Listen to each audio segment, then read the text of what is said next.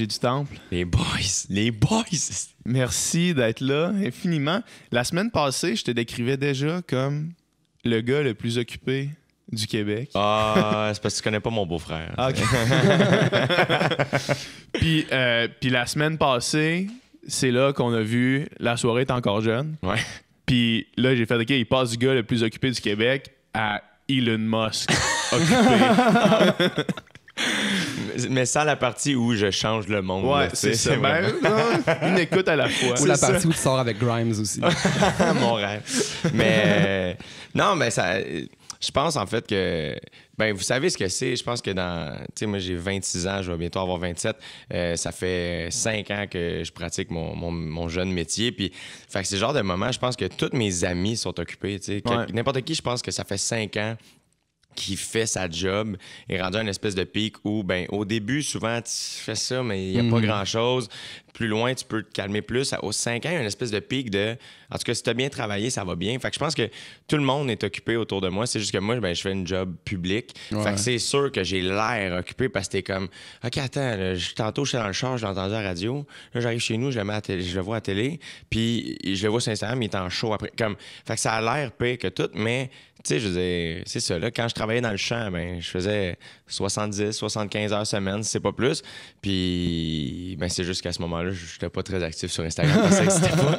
Mais c'est ça. Fait que je pense que oui, je suis occupé, mais j'ai tellement déjà eu rien Ouais. que je veux jamais chialer de ça. Je suis fatigué, ça m'arrive, tu sais, mais c'est à moi de gérer ça, tu sais. Puis, tu sais, je trouve ça fatigant. Je suis brûlé, regarde, je suis là, tu sais. Puis t'es comme, reviens-en, là, on l'est toutes, là, tu sais. Mais est-ce que tu dois dire non des fois? Ben, tu dis oui à tout. Non, on dit non. On dit non Ah ouais. beaucoup. Ouais, ben c'est parce que c'est comme n'importe quoi, tu sais, c'est que la quantité de demandes grandit, puis tu sais, je voudrais faire toutes les levées de fonds possibles. Ouais. Je voudrais Ouais. faire toutes les vidéos pour tout le monde possible. Puis, mais à un moment donné, c'est de faire, hey, attends, là, si je veux que ma qualité de vie, puis que je reste le fun, puis que parce que t'es tout le temps en performance, c'est ta personne.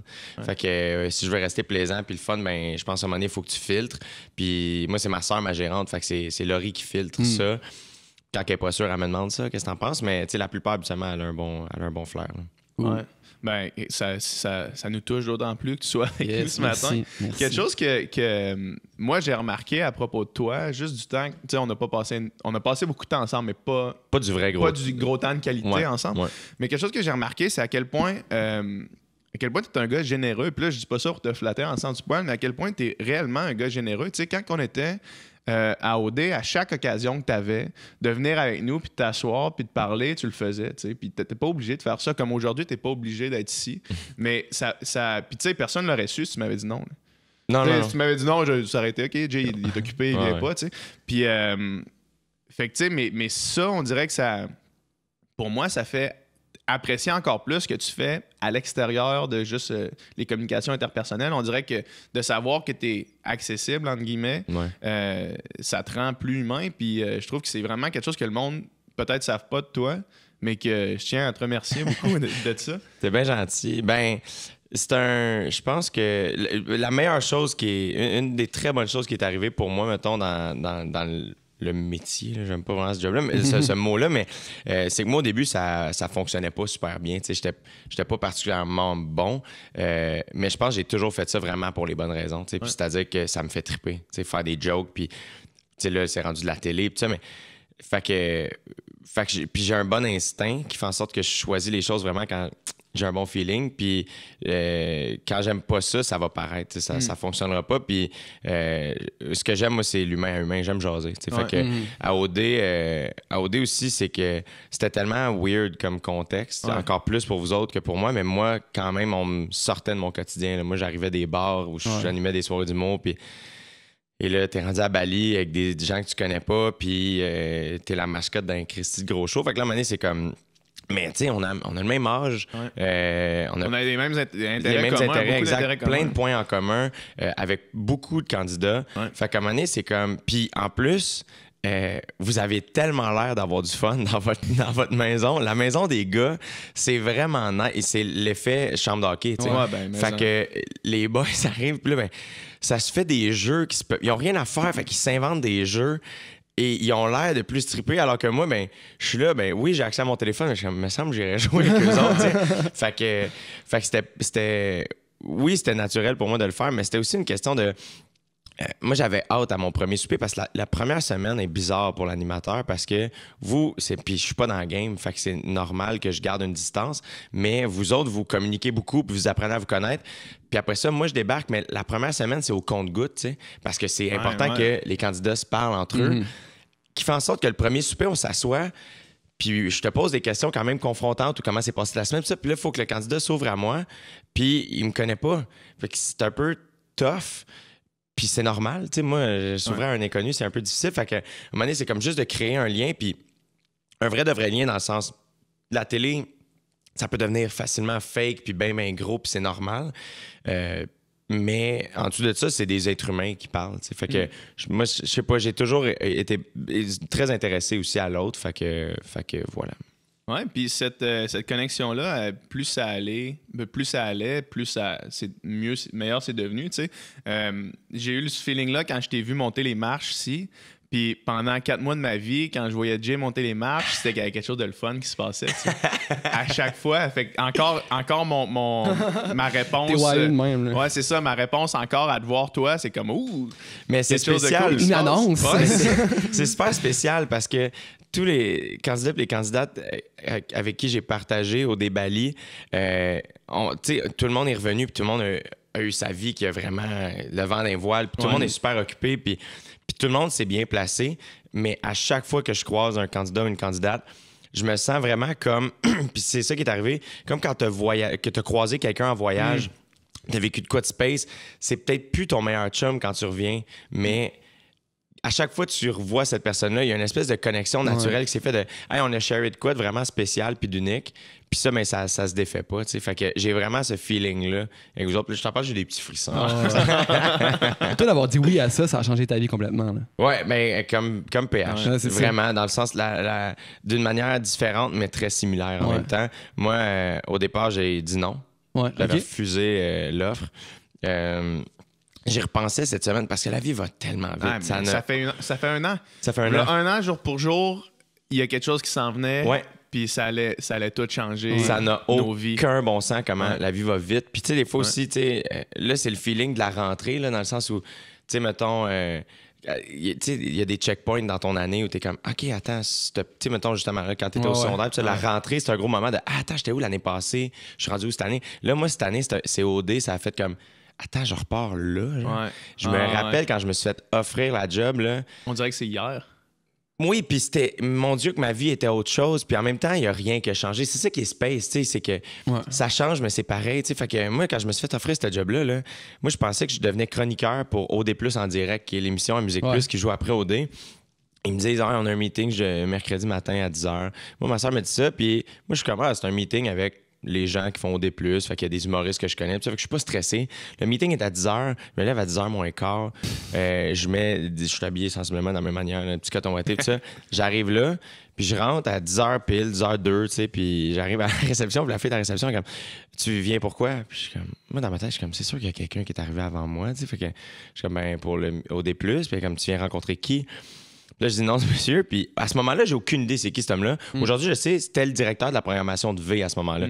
Et là, je me ramasse, comme son assistant vient te chercher. Je suis comme, il y a un assistant, man. Aujourd'hui, je sais. Musique Plus, ça brasse plus que dans C'est ça, là, tu sais. Puis là, finalement, moi, je me ramasse dans le meeting. À ce moment-là, j'ai aucune idée qui est autour de la table. À ce moment-là, aujourd'hui, je sais, directeur de la programmation, la productrice de OD, la productrice au contenu, comme, c'est tout du monde que. Mais ils disent leur titre, puis je comprends pas c'est quoi. Fait que je suis juste assis là, puis je comprends pas pourquoi je suis tout seul, tu sais. Quand ça a jasé, qu'est-ce que ça vient cet automne? Je suis comme, j'ai des shows, puis ça. Puis ils font, puis l'animation, tu sais. Moi, je pense qu'ils pensent d'OD+, fait que je suis comme, je peux pas être là en direct à 4 soirs semaine, j'ai des shows, tu sais. Non, c'est ça, si on te parle de OD, je suis comme, animé OD. Écoute, tu veux que je participe ou quoi? Ouais, mais là, c'est ça, je comprenais rien. J'ai eu le réflexe de faire ben non, comme je comprenais pas ce qu'il voulait dire. Et là, tout de suite, Marie-Pierre, la productrice, elle met Julie Snyder sur le téléphone, puis comme, vite, Jay, là, il dit non, là, puis comme, là, Jay, écoute, je vais te donner des secrets, mais ça se passe à Bali, tu vas avoir ta villa, tu vas pouvoir. Là, je suis comme, oh my God, là, ça a pas de bon sens. Je pense que ça a pris 2 semaines de prendre mon souffle, tu sais. Puis ça a été tellement un moment weird dans ma vie parce que sur le coup, j'ai refusé, puis j'étais full serein avec ça.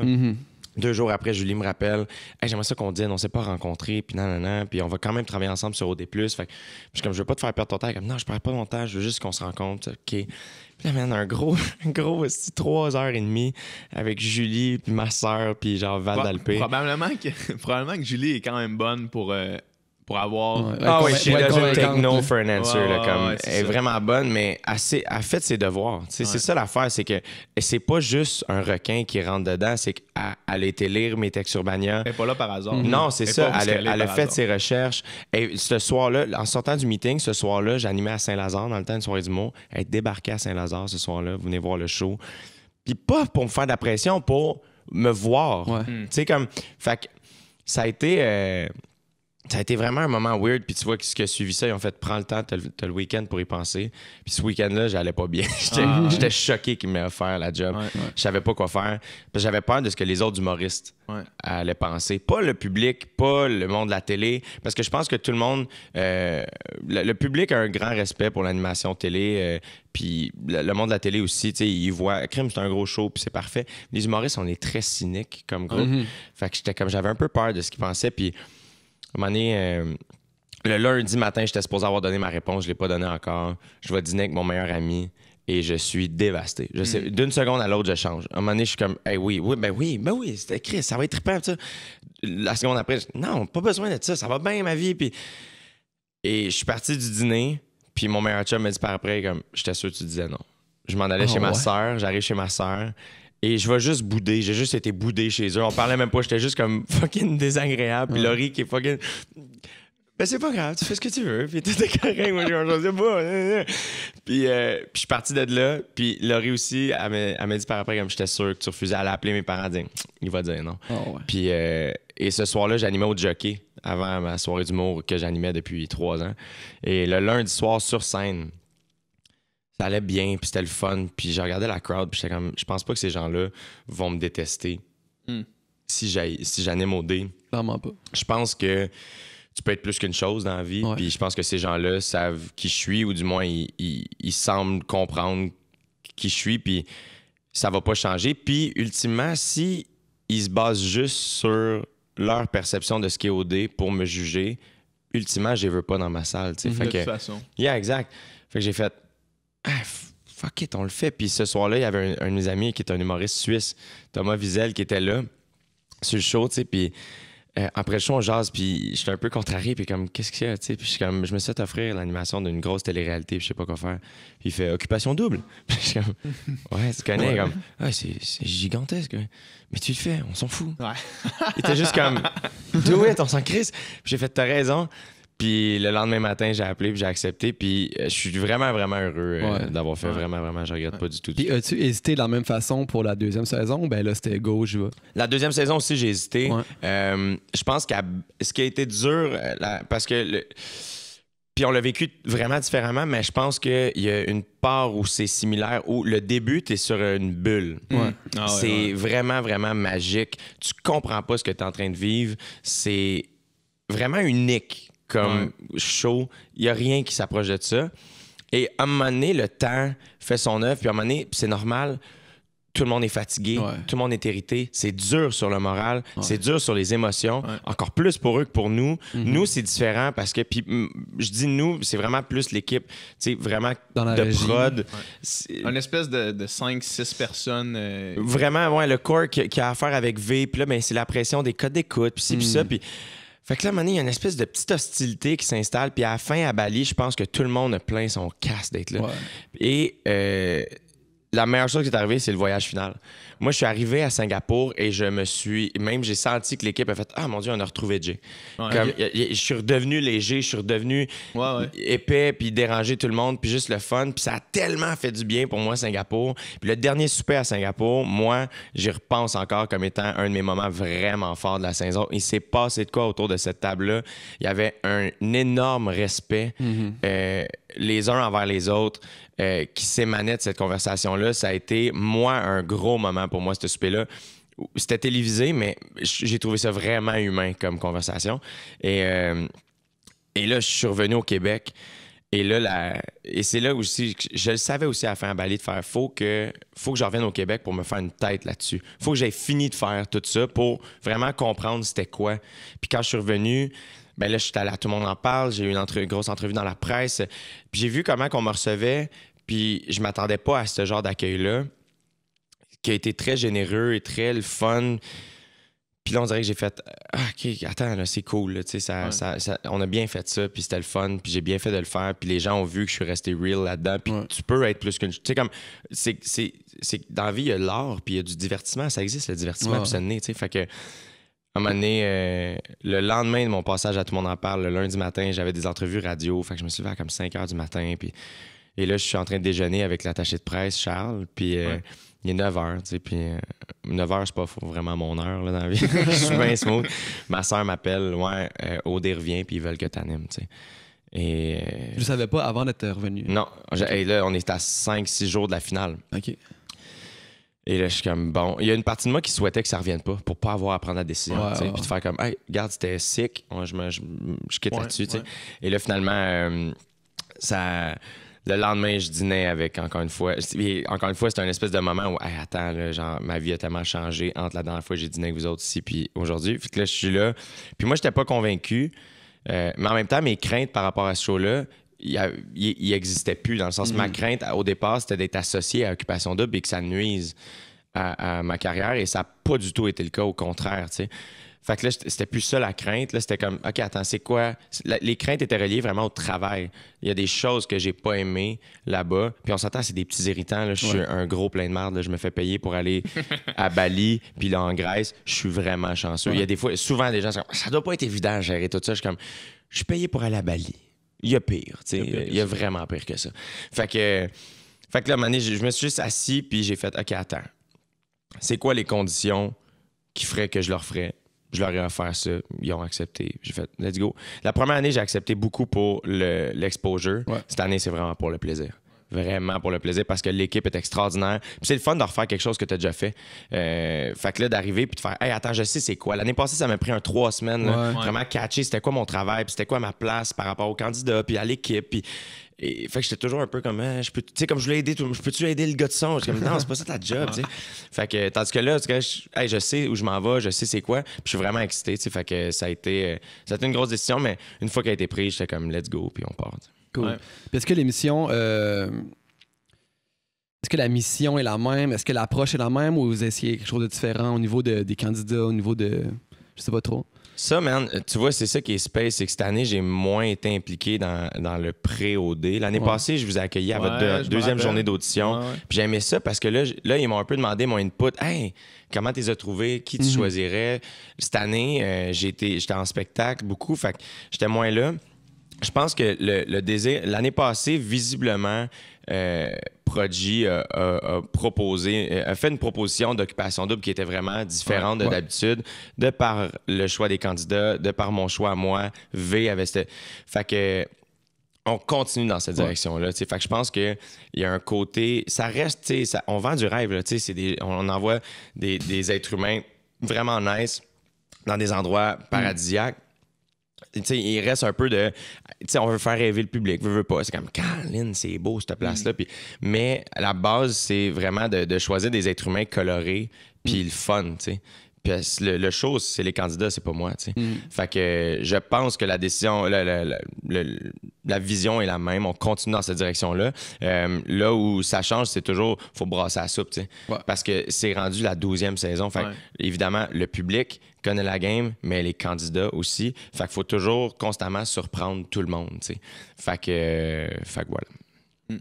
Puis à quel point, parce que je reviens à quand tu disais que les dernières semaines, avant de partir vers Singapour, c'était les plus difficiles. Moi, je me rappelle, on a eu des moments où est-ce que, tu sais, clairement, on était tout le monde irrité, toi inclusivement, dans ça. Complètement. Puis à quel point tu étais investi dans le jeu, si on veut. Est-ce que tu sentais que... je sais pas comment... Est-ce que tu sentais que tu avais un impact dans à travers le jeu? Est-ce qu'il y avait des choses qui t'irritaient par rapport aux candidats? Est-ce qu'il y avait des choses que tu aurais... Puis je te demande pas de donner des exemples spécifiques, juste est-ce que tu te sentais investi dans dans le jeu ou t'es encore détaché, rendu là quand c'est devenu plus difficile d'être là, tu sais? Moi, je pense que je me suis protégé là-bas dans le sens où je voulais pas te préférer. Ouais. Ce qui est dur en partant, parce sûr. que c'est normal C'est sûr, d'en avoir. Fait que c'est pour ça que moi, souvent, j'essayais de pas trop vous écouter pour que ma vision de vous autres demeure les conversations que j'avais pour vrai avec vous autres. Là où moi, souvent, j'étais irrité, c'est quand... moi, je suis le messager, tu sais. Puis c'est un gros jeu qui a pas de règles. Fait que là où des fois c'est tough, puis là où moi des fois je suis probablement trop détaché et c'est correct parce que je peux pas être trop investi comme animateur, c'est quand on arrive avec des twists qui dérangent les candidats, mais en même temps c'est comme c'est ça la game, c'est plate en ciboire, man. Mais quand tu joues au hockey, le hors-jeu il fait chier, il est là, tu sais.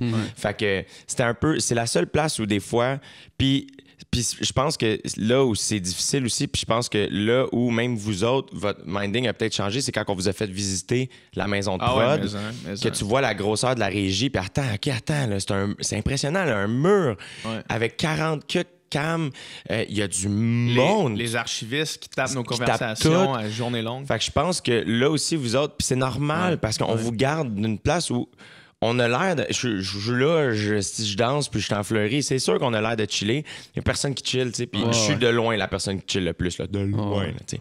Fait que c'est là, je pense qu'il y avait un décalage entre. Puis c'est vrai, puis je vous l'avais dit cette fois-là, c'est vraiment plus pour les gars de son, puis les caméramans, puis les réals, puis ça. Puis les archivistes qui sont comme à longueur de journée tellement investis, puis qui care tellement pour vous autres, mais tellement, là. Tu sais, personne n'aime ça, que vous ayez de la peine, puis vous. Tu sais, fait que c'est là où je pense qu'il y avait un décalage que vous étiez pas conscient qu'il y avait ça et c'est normal parce que vous le voyiez pas, tu sais. Fait que c'est là où moi, des fois, je me sentais un peu entre deux de faire... J'ai beaucoup d'empathie pour vous autres parce que moi, je vous vois. Mais j'ai beaucoup d'empathie pour eux aussi parce que eux, je les vois. Puis j'ai juste envie que tout le monde comprenne que tout le monde s'aime puis tout le monde veut que ça fonctionne. Fait que c'est là où moi, je me suis senti investi, mais vraiment dans l'espèce de bien-être de tout le monde. C'est plus que la game. Parce que la game, c'est plate. Vous autres, vous le vivez vraiment fort quand quelqu'un est éliminé. Ça change ton quotidien.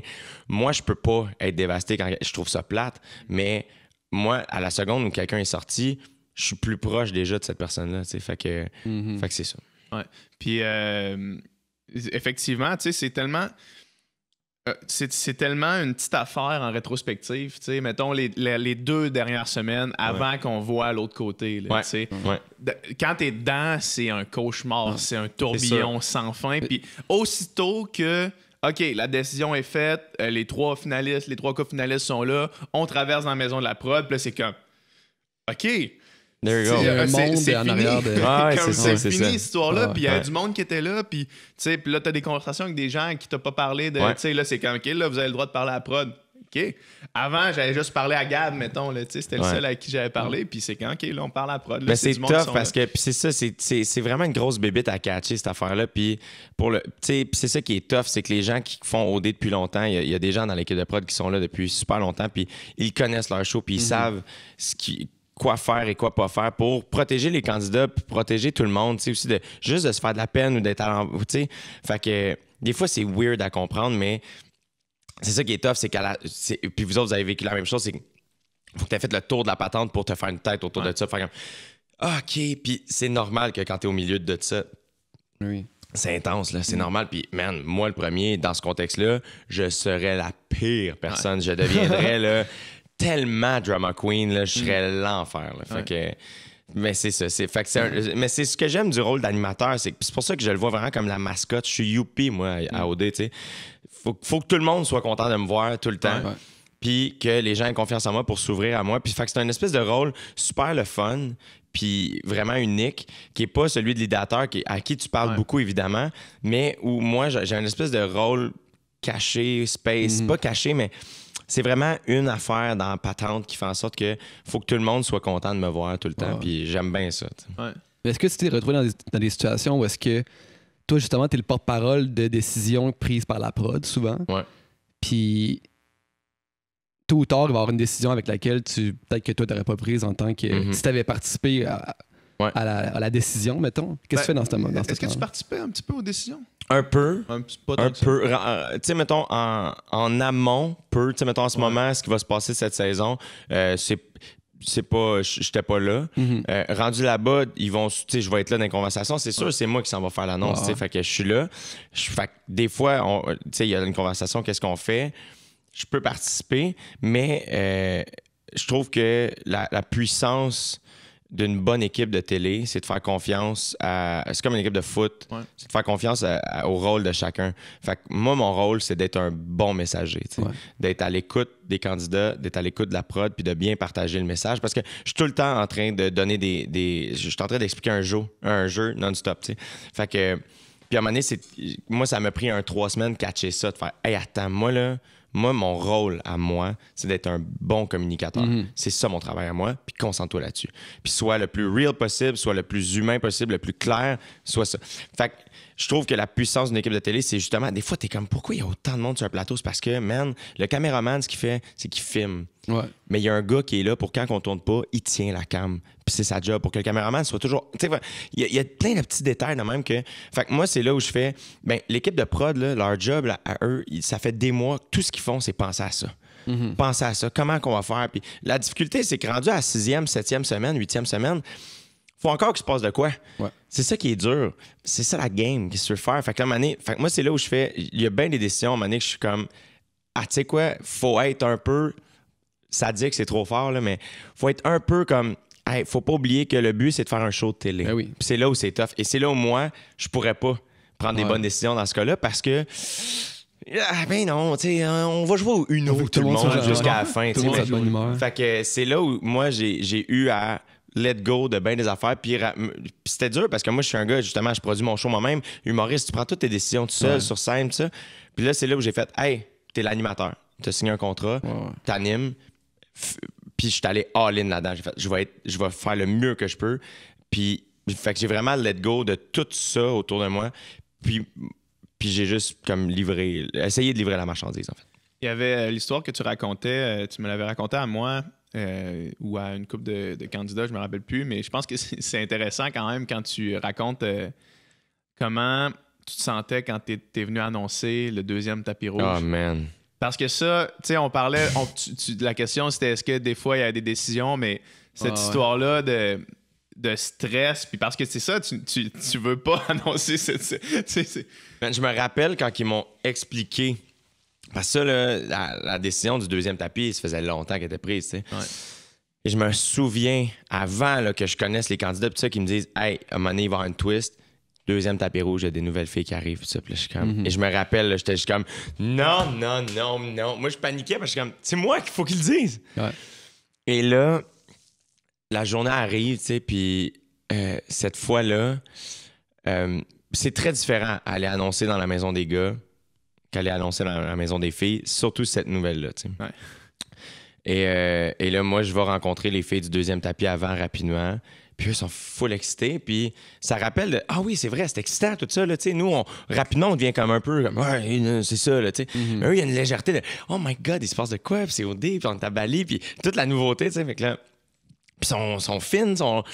Fait que là, j'arrive. Puis là, une fois, l'oreillette, j'ai toujours mon oreillette qui me parle avec la régie. Puis ça, puis là, tout le monde est comme. Tout le monde était derrière moi, genre. Tu t'en vas au bat, Jay, on est là. Vas-y, Et la régie était jam-pack. Ben, toute l'équipe de prod était dans la régie pour ceux qui étaient en vacances, ils étaient là quand même. Tout le monde était là, tu sais, dans la régie. Et là, il y a juste dans mon oreille, je suis dehors dans la maison des gars, tu sais, puis t'as juste Jill, la réalisatrice, comme Jay, on est avec toi. Tu peux y aller, tu sais. Puis là, t'as Audrey, l'assistante réelle, qui est comme vas-y quand tu veux. Puis là, je rentre. Et là, on montrait des images du tapis rouge. Eux sont full contents. Toi, tu t'en crissais pas mal. Ouais, moi, je m'en crissais. C'est ça, tu sais, mais on montrait... Tu sais, au départ, c'est une bonne nouvelle. C'est comme, hey, regarde, enfin, on regarde le tapis rouge. On est entré en onde. Tout le Québec a vu le tapis rouge. Voulez-vous voir des images du tapis rouge? Hey, ben oui, man, ils sont tellement curieux de voir ce qu'on... Fait que là, hey, puis c'était beau, le tapis rouge. Je vois des images. On rit. Ah, c'est vrai, t'as dit telle affaire. Ah, ouais, non. C'est le fun, ça finit. Et là, moi, là, eux, ils trippent là, pendant le tapis rouge. Et moi, plus ça avance, plus je capote. Et je veux pas escamoter ma phrase. Je peux pas me tromper, tu sais. Là, ça finit. Les gars, êtes-vous contents? Ouais. Bon, il y a une affaire que... On dirait que t'en parles. Écoute, il y a un moment que vous savez pas. Tout le Québec est au courant, sauf vous. regardez ce qui s'est passé après que vous ayez quitté le tapis rouge, tu sais. Et là, passe l'extrait où j'explique le deuxième tapis rouge des filles, tu sais. Et là, les gars, man, LP qui se lève comme un fucking, genre, un renard furtif, Sandré qui gueule, Adamo, tout le monde capote, PH qui est juste comme...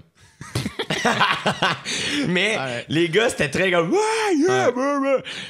Mais là, et ça, c'était pas le pire. C'était pas le pire, là, man. Là, je traverse du côté des filles, là. Et boy. Là, c'est niaiseux comment ça me stressé, tu sais, quand j'y repense, là, mais écoute, plus le tapis rouge avançait, puis les filles se check big time, les filles se check beaucoup plus. Les gars rient, tu sais. Les filles, c'est comme, c'est quoi mes cheveux? Pourquoi mes sourcils là? On voit pas mes sourcils, nan. Puis ils sont vraiment très critiques envers elles, déjà, tu sais.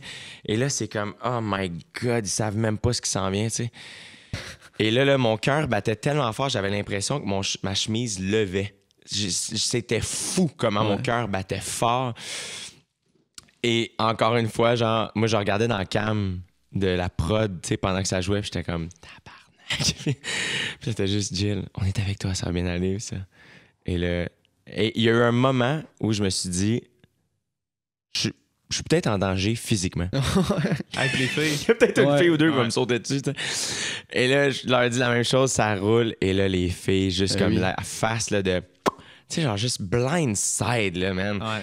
Quelqu'un qui tu cours en ligne droite, tu te fais plaquer par la gauche. Là. Pow! Tu sais, genre, Will Ferrell dans. C'est quoi, comment ça s'appelait, là? Old School, là, quand il ramasse le dude, là, c'était ça sur Metallica, là.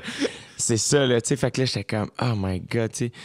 Puis c'est là où, mettons, tu sais, et puis c'est ça qui est beau, je trouve, de OD, c'est que c'est vraiment chiant, mais tout le monde s'équilibre. Mm-hmm. Fait que, tu sais, là, il y a des filles qui paniquaient. Puis il y a d'autres filles qui étaient... Yeah, mais tu sais, il y a Alexandra C, mettons, qui était juste comme... Ouais. On était à Occupation Double, tu sais, puis c'est ça, ça fait partie de la game, puis... Puis en amont, les filles étaient comme, yo, on va les faire chier quand ils vont rentrer, puis le premier soir qu'ils sont rentrés, les filles, c'était comme... Il était trop smart tout d'un coup. Bienvenue, c'est ça, puis on prend du champagne, puis ça n'a pas pris de temps, tu sais, la première semaine, c'était tough, mais à un moment donné, tu sais, quand on a mélangé les chambres, ça y a été, mais... C'est le genre de moment où j'ai fait comme, tu sais, il y a une couple de petites twists comme ça que moi, je peux pas me tromper. Ouais. Puis, fait qu'à un moment donné, mais c'est niaiseux comment, mettons, il y a, mettons, 7 moments dans la saison où je suis comme, hey, là, faut vraiment... Tu sais, comme quand j'annonce un voyage, le but, c'est pas de se tromper, mais si ça fait 30 secondes que je sais que le lac s'appelle Croix d'Abadou, là, genre, ça se peut, je me trompe, tu sais. Puis c'est pas grave, tu sais. On va le reprendre, puis c'est correct, tu sais. Mais ce genre de... Vraiment beau lac, d'ailleurs. Oui, extraordinaire. Mais c'est ça, tu sais. Fait que ce genre de twist-là, c'était bien stressant. Mais là, cette année, je me sens beaucoup plus équipé pour attaquer ce genre de twist-là, parce que là, je suis comme...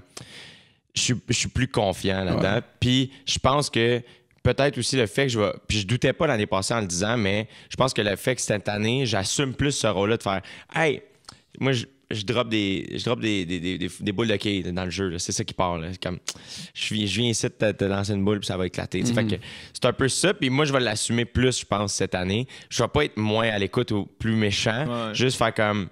Puis je pense l'avantage aussi, c'est que cette année, peut-être les candidats vont plus savoir je suis qui. Puis c'est comme, alright, tu sais, il y a une espèce de. Ben ouais, c'est ça la game. Qu'est-ce que tu veux faire? Mais les gens ne savent quand même pas dans quoi ils s'embarquent. Là. À quel point? Non, parce mais que tu sais pas que tu vas avoir 3 jours à attendre à rien faire. Là. Non, puis c'est là aussi, des fois aussi, ben tu sais, c'est écrit dans le contrat, mais c'est jamais comme le vivre. C'est pas, tu peux pas vraiment savoir. C'est ça, mais c'est la même chose que moi. Ils ont beau t'expliquer. Il faut vraiment que tu passes au travers pour comprendre. Puis je pense que les candidats le vivent vraiment différemment. Puis c'est ça qui est dur, c'est que faut un peu les laisser tout seuls pour qu'ils... Puis ils sont pas tout seuls, ils sont jamais tout seuls, puis ils sont libres de faire ce qu'ils veulent. C'est ça l'affaire, mais c'est... Il y a une espèce aussi de partie où... Puis c'est ça qui est dur, c'est que dans le contexte, ils ont pas l'air, mais les candidats font partie de l'équipe de prod. Comme dans le sens, c'est comme, hey, on fait un show vraiment, tout le monde ensemble, puis c'est vous... Tout le monde travaille à ce que vous shiniez, tu sais, puis je pense que, tu sais, est-ce que, tu sais, je veux dire, toi, est-ce que tu pensais vraiment que faire OD t'amènerait ici aujourd'hui, tu sais? Pas, en rétrospective, on savait que ça allait, tu sais, avec les médias sociaux, on savait que ça allait lever plus que les autres années, l'après-OD. Tu sais, mettons, on en parlait, les gars, quand on s'est rencontrés la première fois, on savait qu'est-ce qui s'en venait, parce que juste d'avoir un compte Instagram étant la grosse plateforme, on savait qu'en sortant, on n'allait pas rapidement tomber dans l'oubli de l'œil du public. T'sais. Dans les autres années, si tu te rendais pas en finale, le monde t'oubliait vite pas mal. Puis le fait que là, on savait que ça allait se passer. De cette ampleur-là, jamais de la vie. C'est ça. Je regarde Alanis, puis comment ses affaires sont parties en fou. Après OD, quelqu'un qui serait parti la première semaine, dans n'importe quelle autre édition, jamais ça serait arrivé. Puis même moi, de sortir de là avec, en 2018, un compte à 120 000 abonnés Instagram, c'est énorme. Mais tu sais, même au-delà de ça, moi, c'est ça que je trouve sick, c'est que, tu sais, mettons, toi, sincèrement, t'es sorti de ça en amour, avec plein de belles opportunités devant toi. Puis c'est là où je trouve aussi, des fois, c'est mutuellement de la reconnaissance des deux bords. Je pense que tout le monde de la gang d'OD est reconnaissant de ce que vous avez fait cette année parce que le show, c'est vous autres. Puis je pense que c'est ça qui est le fun des candidats, c'est que tous les candidats ont une reconnaissance, c'est de faire « Hey, merci de l'opportunité. » Moi, ça a pris un certain temps, par exemple. C'est sûr que j'imagine que c'est peut-être la nature, la déformation professionnelle de compétiteur. Tu pensais que tu allais gagner, avoue. Mais non, mais c'est normal. C'est difficile de pas penser que tu vas gagner dans la situation que j'étais, tu sais. On a écouté les émissions avec...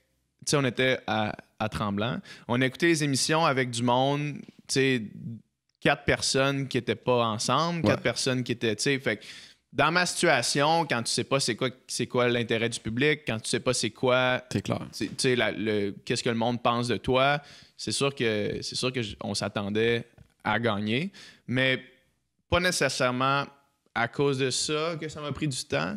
Peut-être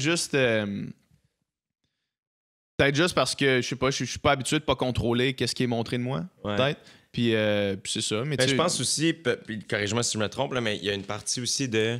tu sais, mettons, moi, le pire tournage que j'ai trouvé, pour moi, là, pour ma part, ça a été L'heure de vérité.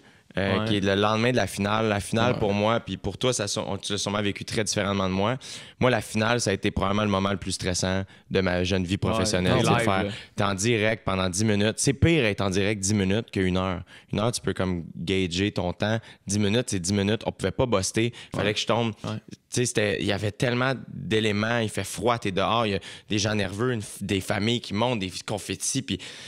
Tu remercies des commanditaires, tu dis bonne affaire, tu peux pas te tromper, le prompteur est loin, je vois rien, je vois pas le temps que j'ai. Ça a vraiment été un moment que je pensais pas me rendre au travers. J'ai rarement été aussi nerveux avant. Quelque chose, j'étais insupportable avant d'entrer en onde, vraiment, vraiment. Puis en sortant, à la fin, j'ai un peu craqué là, dans les bras de ma mère de faire comme « Oh my God, je peux pas croire, j'ai passé au travers. » Et ça s'est fini. Dans ma tête, ce moment-là, j'étais comme... C'était tellement positif. C'était tellement positif. Je trouve... C'était l'accomplissement d'une grosse montagne qu'on pensait pas vraiment à passer au travers. Puis là, tu regardes, puis elle n'a pas l'air si grande que ça.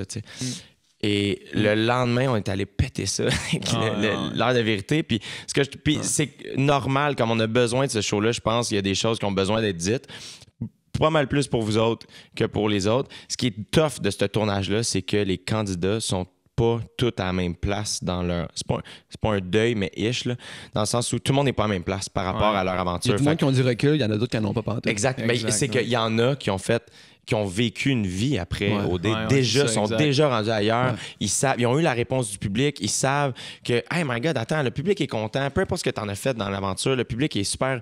T'as du monde qui tripe sur toi, puis tu peux te placer. Puis ça, vous autres, vous veniez de débarquer, vous venez d'apprendre que vous avez perdu, vous n'avez pas encore vos téléphones, vous êtes. Tu sais, comme. Fait que c'est un espèce de mixed feeling de pourquoi j'ai fait ça? Mais.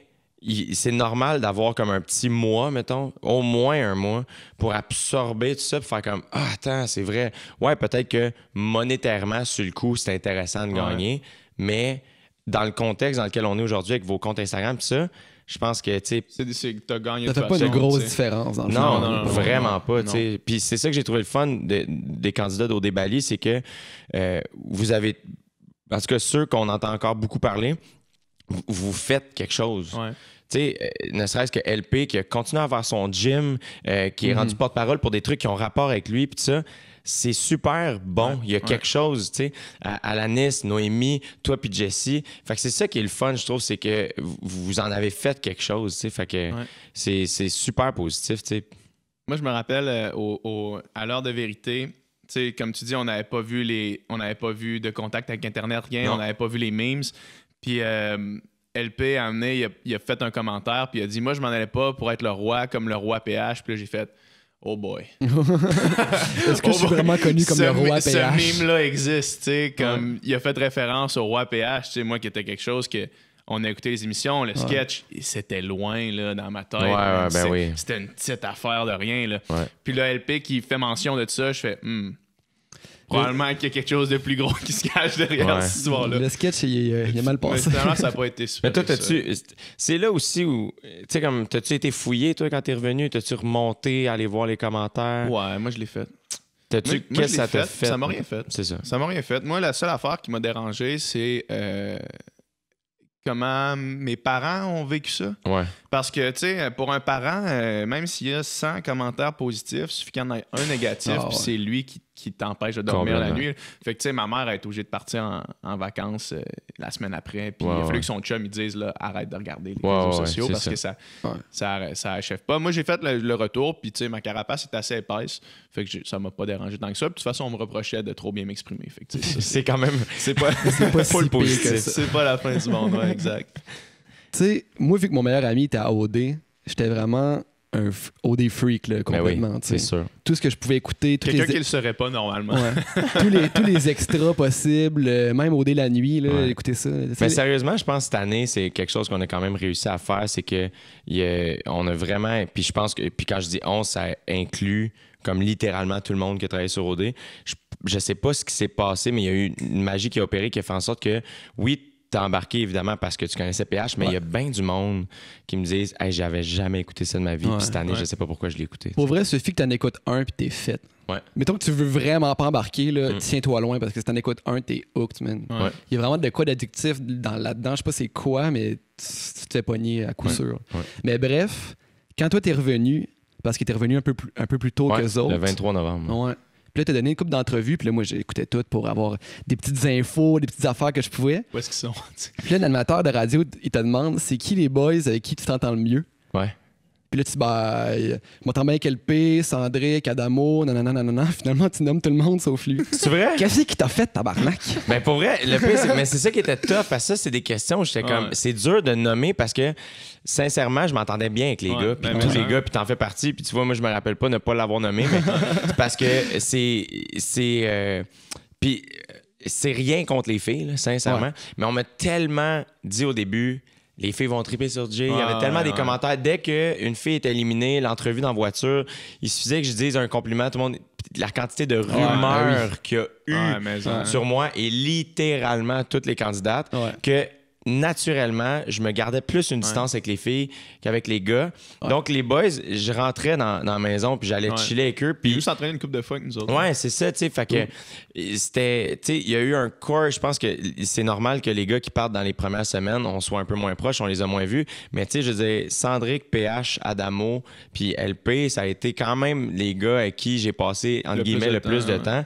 Fait que ça a été... Karim. Pauvre Karim. On oublie toujours. Non, mais tu sais, super sweet, Karim. Mais tu sais, Karim, il parle moins, tu sais.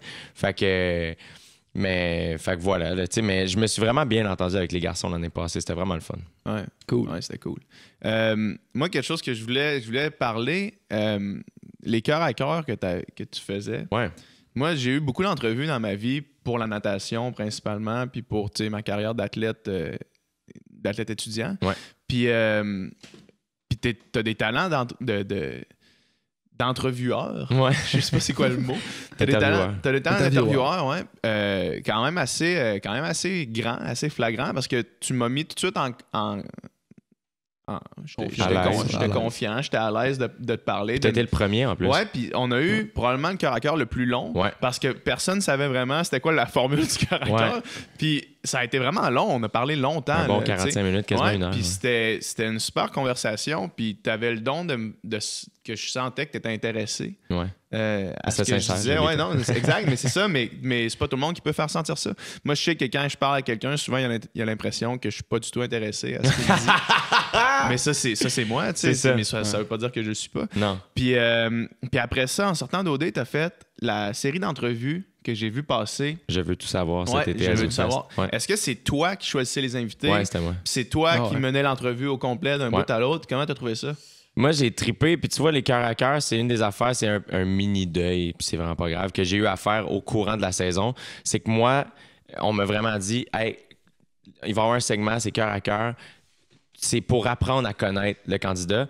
Puis je trouve que moi, je le prenais comme une mission personnelle de vous humaniser aux yeux du public. Parce que le public, puis c'est normal, eux sont chez eux, ils vous connaissent pas, ils peuvent vous rentrer dedans comme ils veulent, ils sont très détachés.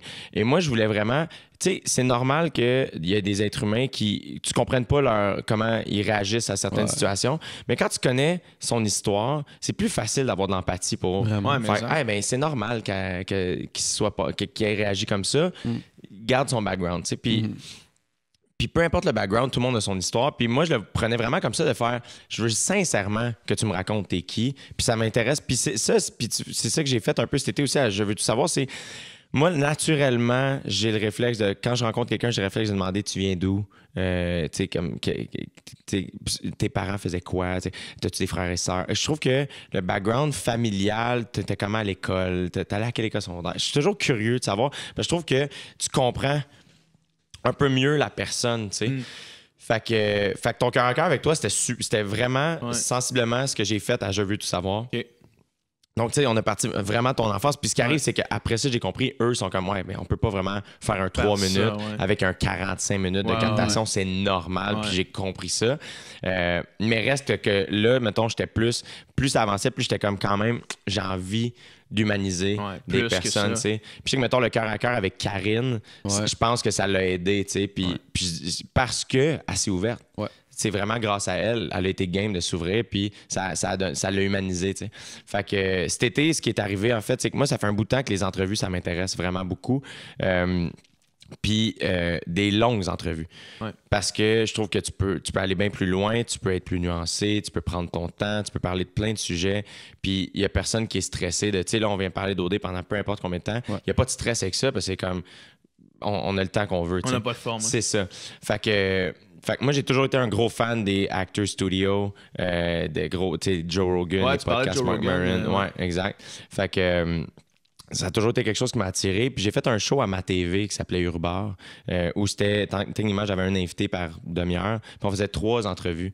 Fait que quand même, on commençait, tu sais, ce qui était le fun, c'est qu'on commençait vraiment en surface, tranquille, t'es qui, tu viens d'où? Puis on se ramassait vraiment à parler plus loin. Puis je trouvais ça super intéressant. Puis j'ai vraiment grandi là-dedans. Puis moi, quand j'ai commencé, j'avais, tu sais, je suis humoriste, donc j'avais de la difficulté à faire des contrats qui n'étaient pas humoristiques. Parce que j'avais tellement peur que je voulais que les gens sachent que j'étais humoriste, tu sais. Puis aujourd'hui, j'ai plus du tout cette inquiétude-là parce que justement, je pense que tu peux être plus qu'une affaire dans la vie. Je pense que les gens savent que je fais des jokes. Si tu veux me voir être drôle, viens voir mon show. Je suis drôle. Puis je suis drôle dans la vie, mais je suis capable d'être sérieux aussi. Puis ce qui était le fun cet été, c'est que moi, j'ai rencontré des gens, une qualité que je trouve vraiment trippante chez quelqu'un, c'est quelqu'un de badass, quelqu'un qui fait les choses à sa manière, mais...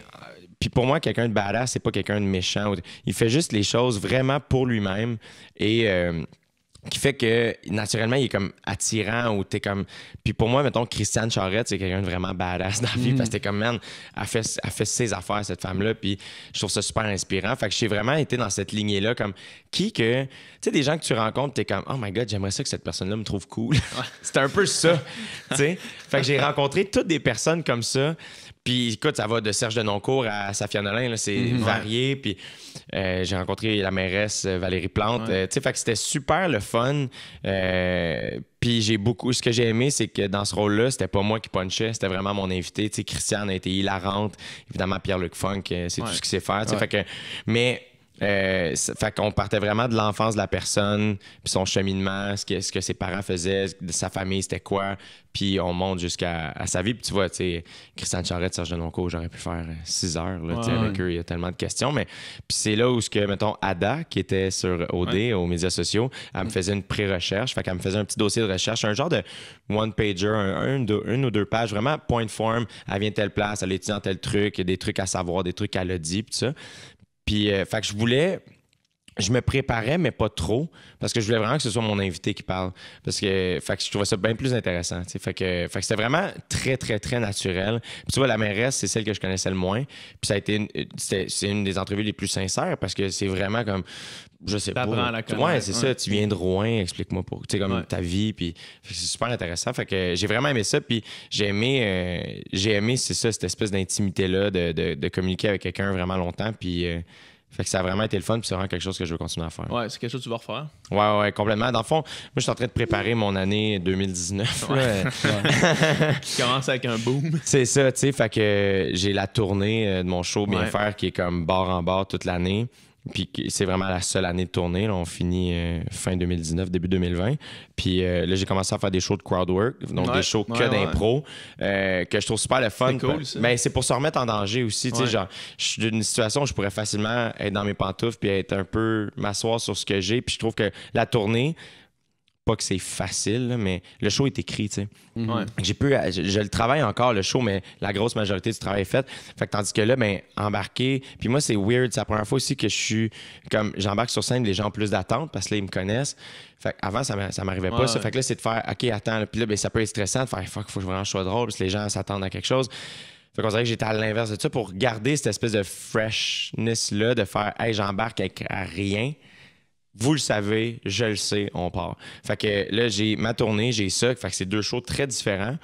Et à travers ça, j'aimerais ça continuer à faire des entrevues parce que je trouve ça vraiment trippant. Ouais. C'est ça qui est le plus impressionnant, moi, d'un humoriste, je trouve. C'est quand il sort de son texte, puis que là, il est vraiment drôle pour vrai, tu sais. Ben, tu sais, le texte, il est important, puis tu sais, tu le travailles, puis tu veux qu'il soit parfait.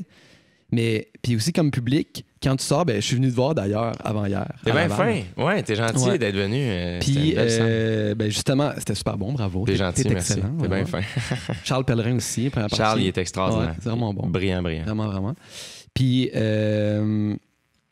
justement, tu sais, les petits moments où est-ce que tu fais du back and forth avec le monde dans le public, en tant que spectateur, tu te dis, je suis en train de vivre un moment unique, tu sais, parce que la joke ou le punch que tu as fait là, il est arrivé là à cause que lui a dit ça, puis c'est arrivé une fois, tu sais. Fait que ça, c'est vraiment, vraiment impressionnant d'être capable d'être drôle on the spot de même. C'est bien gentil. Ben, en fait, c'est ça qui arrive, c'est que c'est une belle bébite, l'humour. Tu sais, c'est ingrat, l'humour, mettons. Tu sais, comme tu fais de la musique et c'est ingrat d'une autre manière, la musique.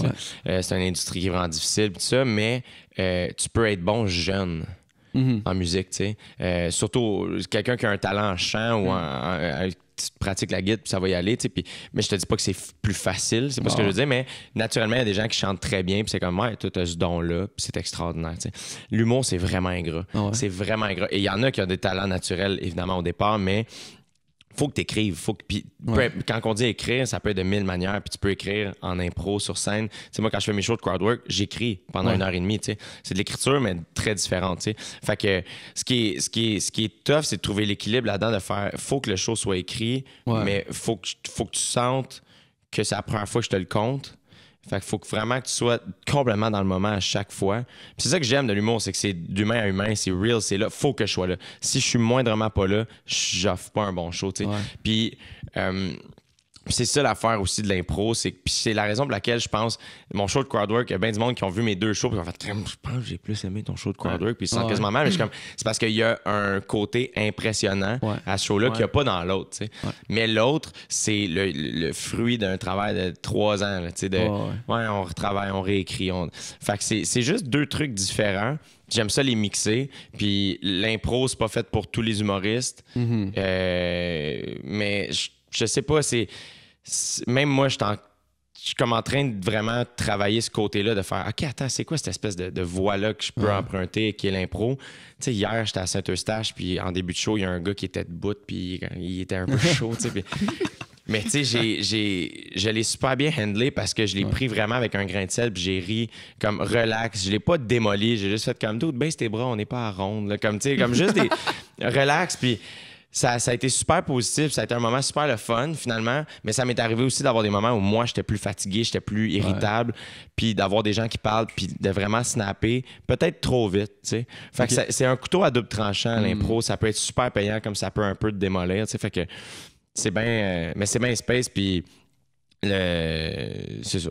Mais tu dis ton show, ça fait 3-4 ans que tu le travailles, mais l'impro, il y a du travail là-dedans aussi. T'sais. C'est comme un musicien de jazz, mettons, qui va improviser. Ouais. Ça fait des années qu'il pratique ses gammes et ses affaires. Puis toi, ça fait 10 ans que tu écris des jokes puis tu essaies de t'améliorer. Fait que c'est comme la culmination de tout ce travail-là aussi. C'est mais juste... c'est de faire confiance à ton instinct aussi. Je pense que c'est ça le plus fort. Puis c'est ça qui est le plus épeurant aussi. C'est que moi, j'ai appris que j'étais capable de faire ça en animant au jockey, une soirée d'humour. Fait qu'à chaque semaine, il faut que tu aies du nouveau matériel. Fait qu'à un moment donné, je commençais toujours à la soirée en demandant c'est qui les nouveaux, qui sont les personnes qui sont jamais venues ici. Puis là, parler avec cette personne-là. Puis à un moment donné, réaliser, crème, OK, je suis capable d'être funné là-dedans. Puis faut faire confiance à son instinct. Puis moi, j'ai un style d'humour où si tu connais l'envie puis tu me vois sur scène, pas mal la même personne, tu sais. Puis je dis pas que c'est mieux que ceux qui ont des gros personnages de scène. Ça, moi, c'est l'humour qui m'attire le plus. Mes humoristes préférés, c'est les êtres humains que quand je les écoute, et sur scène et hors de la scène, j'ai vraiment l'impression qu'ils sont très, très real et très eux-mêmes.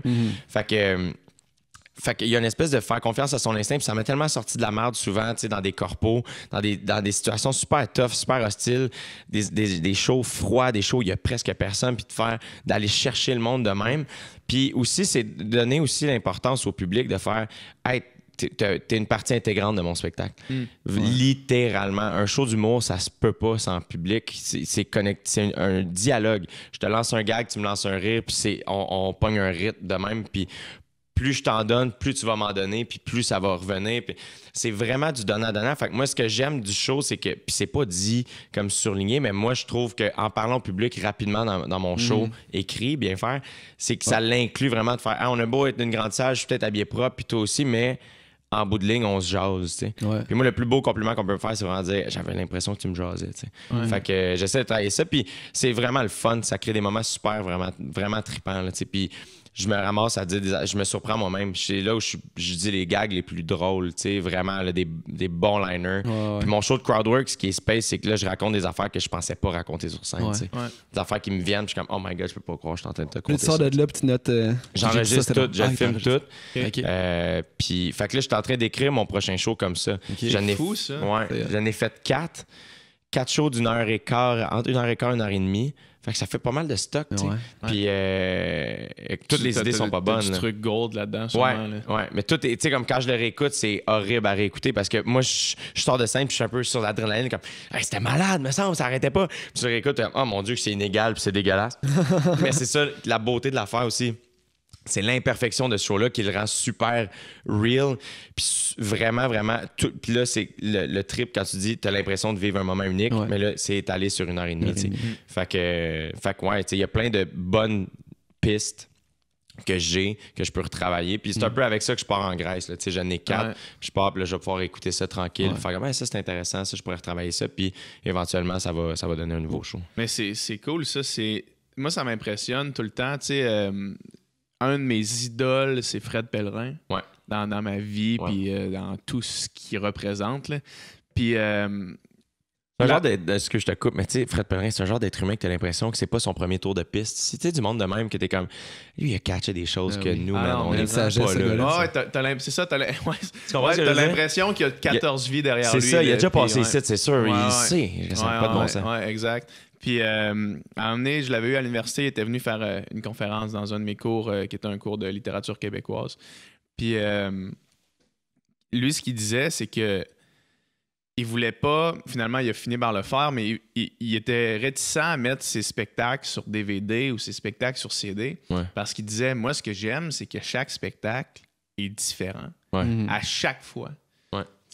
Puis quand il a dit ça, j'ai réalisé que de prendre une œuvre d'art, une œuvre de la scène, puis de la mettre sur album, de la figer, puis de la figer dans le temps, ça peut nuire un petit peu à l'expérience, tu sais.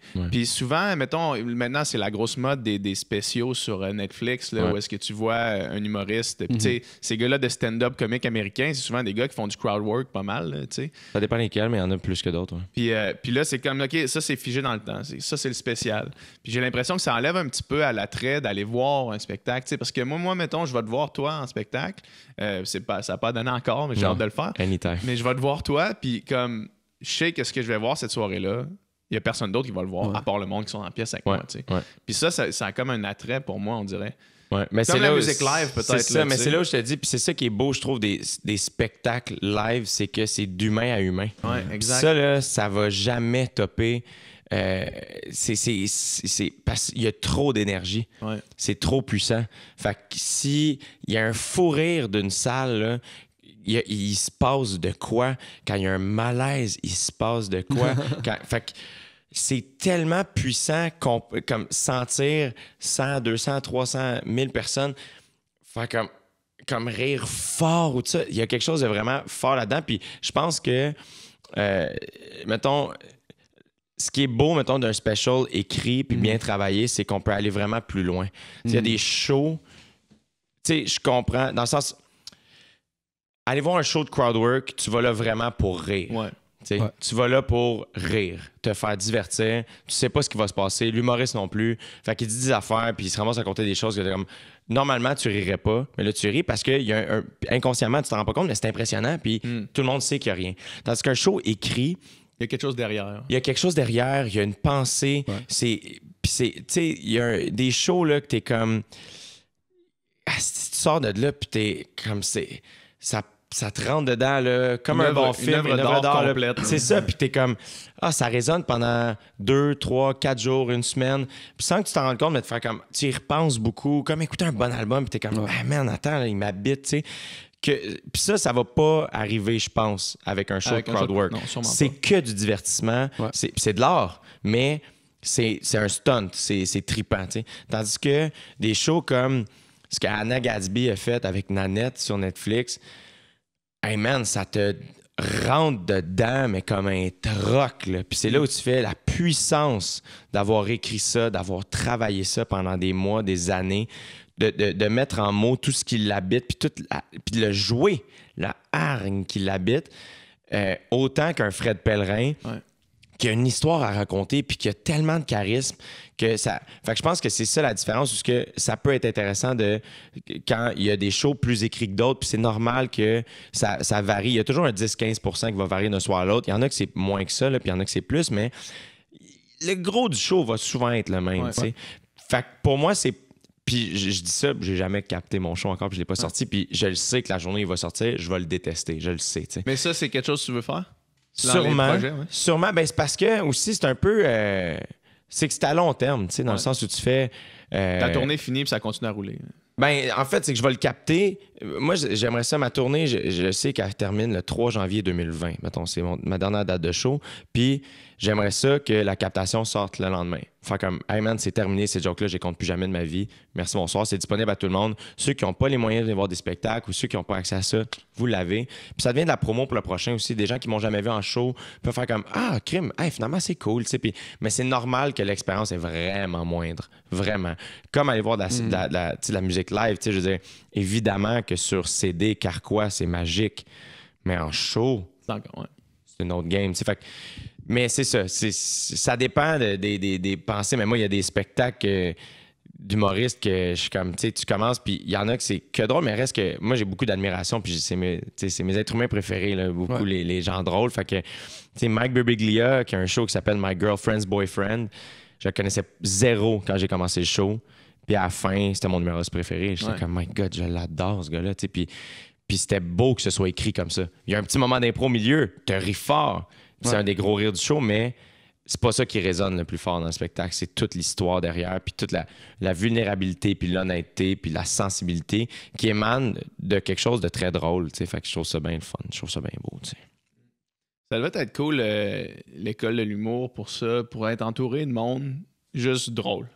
Ouais, ben tu sais... On a une nuance, good! Il y a un côté... Mes meilleurs amis du monde, je les ai rencontrés là. Catherine Levac, David Bocage, Sam Breton, c'est des gens qui vont être avec moi jusqu'à ma mort, je le sais, tu sais. Fait que, probablement comme vous à l'université, ou je sais pas si t'es allé à l'université ou quand t'as étudié la musique, tu sais, quand tu t'es mis à faire beaucoup de musique, quand tu te mets à chiller avec du monde qui ont la même passion que toi, à un moment donné, c'est comme t'as l'impression qu'il n'y a pas de fond à la conversation que tu peux avoir sur ces sujets-là. Puis tu te tannes pas de parler de ça. La petite nuance à l'école de l'humour, c'est que pensez, mettons, à la personne la plus drôle ou la plus loud à votre école secondaire, mais 14 personnes comme ça. Ouais. C'est lourd. C'est très lourd, c'est très intense. Pour que moi, puis je suis capable, je suis de plus en plus calme dans ma vie. Moi, l'humour me calme parce que mon besoin d'attention est comme concentré sur la scène maintenant. Fait que j'ai comme un espèce de manque qui est très comblé, qui fait en sorte que maintenant, dans mon quotidien, j'ai plus besoin d'avoir le spotlight, mais vraiment pas. T'sais. Puis je le cherche pas dans le quotidien. Au secondaire, man, il y a des gens qui devaient me détester. Mon Dieu, que j'étais lourd. Mais, fait que c'est ça. Il y a 14 personnes, mais oui, en effet, il y a quelque chose de trippant à partager ça. Puis c'est vraiment intense. Puis la tournée de l'École de l'humour, c'est tough. Moi, j'ai trouvé ça vraiment dur. Puis, mettons, Catherine Levac a trippé bien raide, là, tu sais. Ouais. Mais c'était tough parce que mes meilleurs amis étaient vraiment, vraiment bons, tu sais. Puis moi, j'étais pas mauvais, mais j'étais pas bon non plus. Fait que c'était comme, tu sais, quand t'es juste C, là. Ouais. T'es même pas B-, t'es C. Ouais, c'est ça, tu sais. Fait que c'est comme. Mais ça a été la meilleure chose parce que moi, j'ouvrais la tournée. Puis ouvrir un show d'humour, c'est tough. Surtout quand t'es pas très drôle et t'es pas connu. Fait qu'après ça, ben, ça a été la meilleure chose parce que moi, là, pendant une quarantaine de shows, ça me rentrait dedans. Là, de faire comme, man. Quand c'était un show qui était froid, pour moi, c'était mort. Quand c'était un show qui était la folie, quand moi, je débarquais et j'étais content, plus ça avançait, plus le plafond fendait quand tout le monde y allait. Puis fait que ça a été vraiment tough. Mais ça arrivait que j'arrivais dans un bar avec une drive de « Hey man, vous allez fucking rire ». Mais il y avait un animateur qui venait de réchauffer tout le monde, puis j'embarquais, puis ça riait dès le début, tu sais. Fait qu'à l'École de l'humour, t'as 5 minutes. 5 minutes, c'est ce que ça prend quand t'es pas drôle pour commencer peut-être à l'être. Fait que, mais c'était la meilleure chose, c'est ce qui m'a permis après ça de devenir un bon animateur de soirées d'humour, d'embarquer, de faire des premières parties, de pas avoir peur de ça, faire des corpos. Fait que moi, des crowds frettes, j'en ai vu une puis un autre. Fait qu'à cette heure, j'ai plus peur de ça. Fait que, puis tu vois, mettons, les bars puis toute l'expérience du live, c'est probablement la meilleure chose qui m'a aidé pour la finale d'OD. Être capable de gérer tous les éléments. Un crowd littéralement frette. C'est ça, tu sais, puis de faire genre littéralement, tu sais, mais de faire, hey man, t'as 10 minutes pour livrer tout ça. Il y a plein d'éléments. Tu sais, dans les bars, c'est ça. Il y a un verre qui pète, il y a un gars qui crie quelque chose, il y a une fan qui lâche, il fait chaud. Il y a plein d'affaires à gérer, mais en bout de ligne, est-ce que le monde rit? Puis c'est tout ce qui est important, tu sais. Fait que, Mais les débuts là-dedans, là, ça doit être tellement difficile. Justement, quand le monde sont pas là, ils te jugent un peu, ils te connaissent pas, ils te connaissent pas, justement. Puis t'arrives là, puis il faut que tu fasses tes preuves. Une fois que t'es connu, c'est pas plus facile, mais les gens, ils vont là, ils savent qu'ils vont rire. T'sais. Je pense que c'est deux difficultés très différentes. Quand t'es pas connu, tu peux juste surprendre. Ouais. T'as pas de pression. Mettons, moi, quand j'ouvrais, j'ai fait les premières parties d'Adib à Alcalidé, puis je les ai faites quand même tôt dans ma carrière. Je suis sorti de l'École de l'humour en 2013, j'ai commencé à tourner avec Adib en 2014. Okay. C'était rapide. J'étais pas très bon, j'étais pas très nuancé, je parlais vite, je parlais fort. Puis, c'était une espèce de... Je trouvais que c'était juste bien parce que faire une première partie, si t'es bon, les gens qui t'aiment vont se rappeler de toi, puis les gens qui t'ont pas aimé vont t'oublier. Fait que... Tandis que... Donc, au début, il y a une espèce de... Ce qui est tough, c'est que t'es pauvre. C'est ça qui est tough. C'est qu'il y a personne qui te veut. Puis quand tu commences à travailler dans le milieu public, on dirait que c'est un peu faire du porte-à-porte. Puis il y a du monde qui sont choqués que tu fasses ce job-là. Ils sont comme, pourquoi qu'il est là? Pourquoi on le voit à la télé? Puis c'est comme, hey, tu peux changer de poste. Je m'excuse, ma job est publique, j'ai pas le choix de faire ça. Je suis désolé, tu sais. Mais t'es pas obligé de m'aimer. Fait qu'au début, c'est une espèce de, il y a personne qui te veut. Tu peux juste surprendre. T'as pas de pression, mais en même temps, t'as rien. Fait qu'il y a une espèce de... Puis ce qui est bien aussi, tu sais, moi, j'ai toujours été vraiment heureux, tu sais, de mon travail, là. Je me suis toujours trouvé tellement chanceux de faire ça, puis je trouve ça trippant de faire ça. Puis, fait que, tu sais, moi, tous les lundis au jockey, j'étais comme... Mon stress, c'était juste qu'il y ait du monde dans la salle, tu sais. Puis, mets-moi du monde, tu m'as tout te donné après. Après ça, quand t'es connu, ça switch. C'est que là, les gens ont des attentes qui font en sorte que toi, inconsciemment, tu peux être plus nerveux parce que t'es comme fuck. Venir roder du nouveau stock, c'est tough. Quand t'es pas connu, c'est pas grave. Tu peux te péter la gueule, puis c'est pas grave, tu sais. Fait que là, c'est juste si tu te pètes la gueule, là, c'est comme ouais, finalement, j'ai du temps, ordinaire en 6 mois. J'essayais du stock. Puis, fait qu'il y a une espèce de. C'est juste, je pense que les deux s'équilibrent. Puis à un moment donné, c'est juste de faire hey, comme. Mais moi, mettons, j'ai vu des grands humoristes roder du stock, tu sais. Puis tu fais, man, si Amy Schumer ou Sarah Silverman rode d'un festival devant 10 000 personnes, moi, tu vraiment être gêné de roder d'un bar où il y a 75 personnes quand je suis juste, j'ai du temps, tu sais, comme on peut se calmer. Là, fait que, moi, c'est là où aussi les shows de crowdwork m'amènent ça, de me ramener à la base, de faire comme, hey man, c'est ça, tester du stock. C'est pas facile, puis c'est pas tout le temps drôle, puis c'est pas grave, puis tu travailles, puis tu y vas, puis tu continues. Puis c'est un peu dans d'enlever cette espèce de crainte-là, parce qu'il faut que tu y ailles. C'est ça qui est ingrat, c'est que c'est tough tester du stock, tu sais. Mais des fois, tu comprends pas, des fois, t'es comme, c'est drôle, je sais pas pourquoi. Puis, mais il y a quelque chose de vraiment, vraiment le fun là-dedans, tu sais. Quand je suis allé voir ton show, la première chose qui m'a frappé, c'était à quel point tout le monde dans la salle me ressemblait. Ah ouais? J'étais là, tout le monde a 26 ans dans cette salle-là. Qu'est-ce qui se passe? Pour vrai, mais ton public est vraiment ciblé, puis c'est sûr que c'est une décision consciente dans un sens, parce que... Oui, puis non. Ton show est quand même pacté de références. Toi, t'es né en 91? Ouais. Ben, comme moi, dans le fond.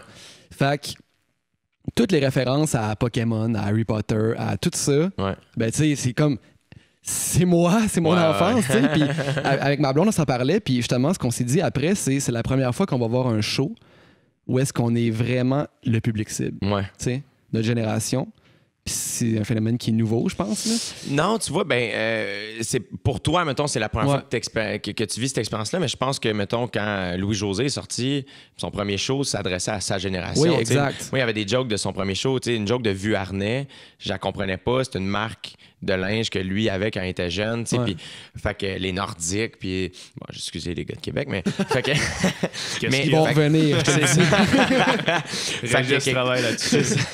que c'est le genre d'affaire où je pense que c'est normal que, mettons, les humoristes qu'on a vus quand on était plus jeunes, puis à cette heure, avec Internet, tout ça change. Nous, quand même, on a grandi avec vraiment la télé. Les humoristes qu'on voyait à la télé, c'était des humoristes qui s'adressaient plus à nos parents. Puis dans ce temps-là, nos parents avaient dans trentaine, tu sais. Fait qu'ils étaient à peu près à ton âge, puis ces humoristes-là s'adressaient vraiment à eux. Fait que je pense que c'est juste un cycle qui change, puis là, c'est à notre tour. Puis c'est fascinant comment aussi... il y a une espèce de... Tu sais, moi, quand tu commences en humour, tu commences dans un bar. Ouais.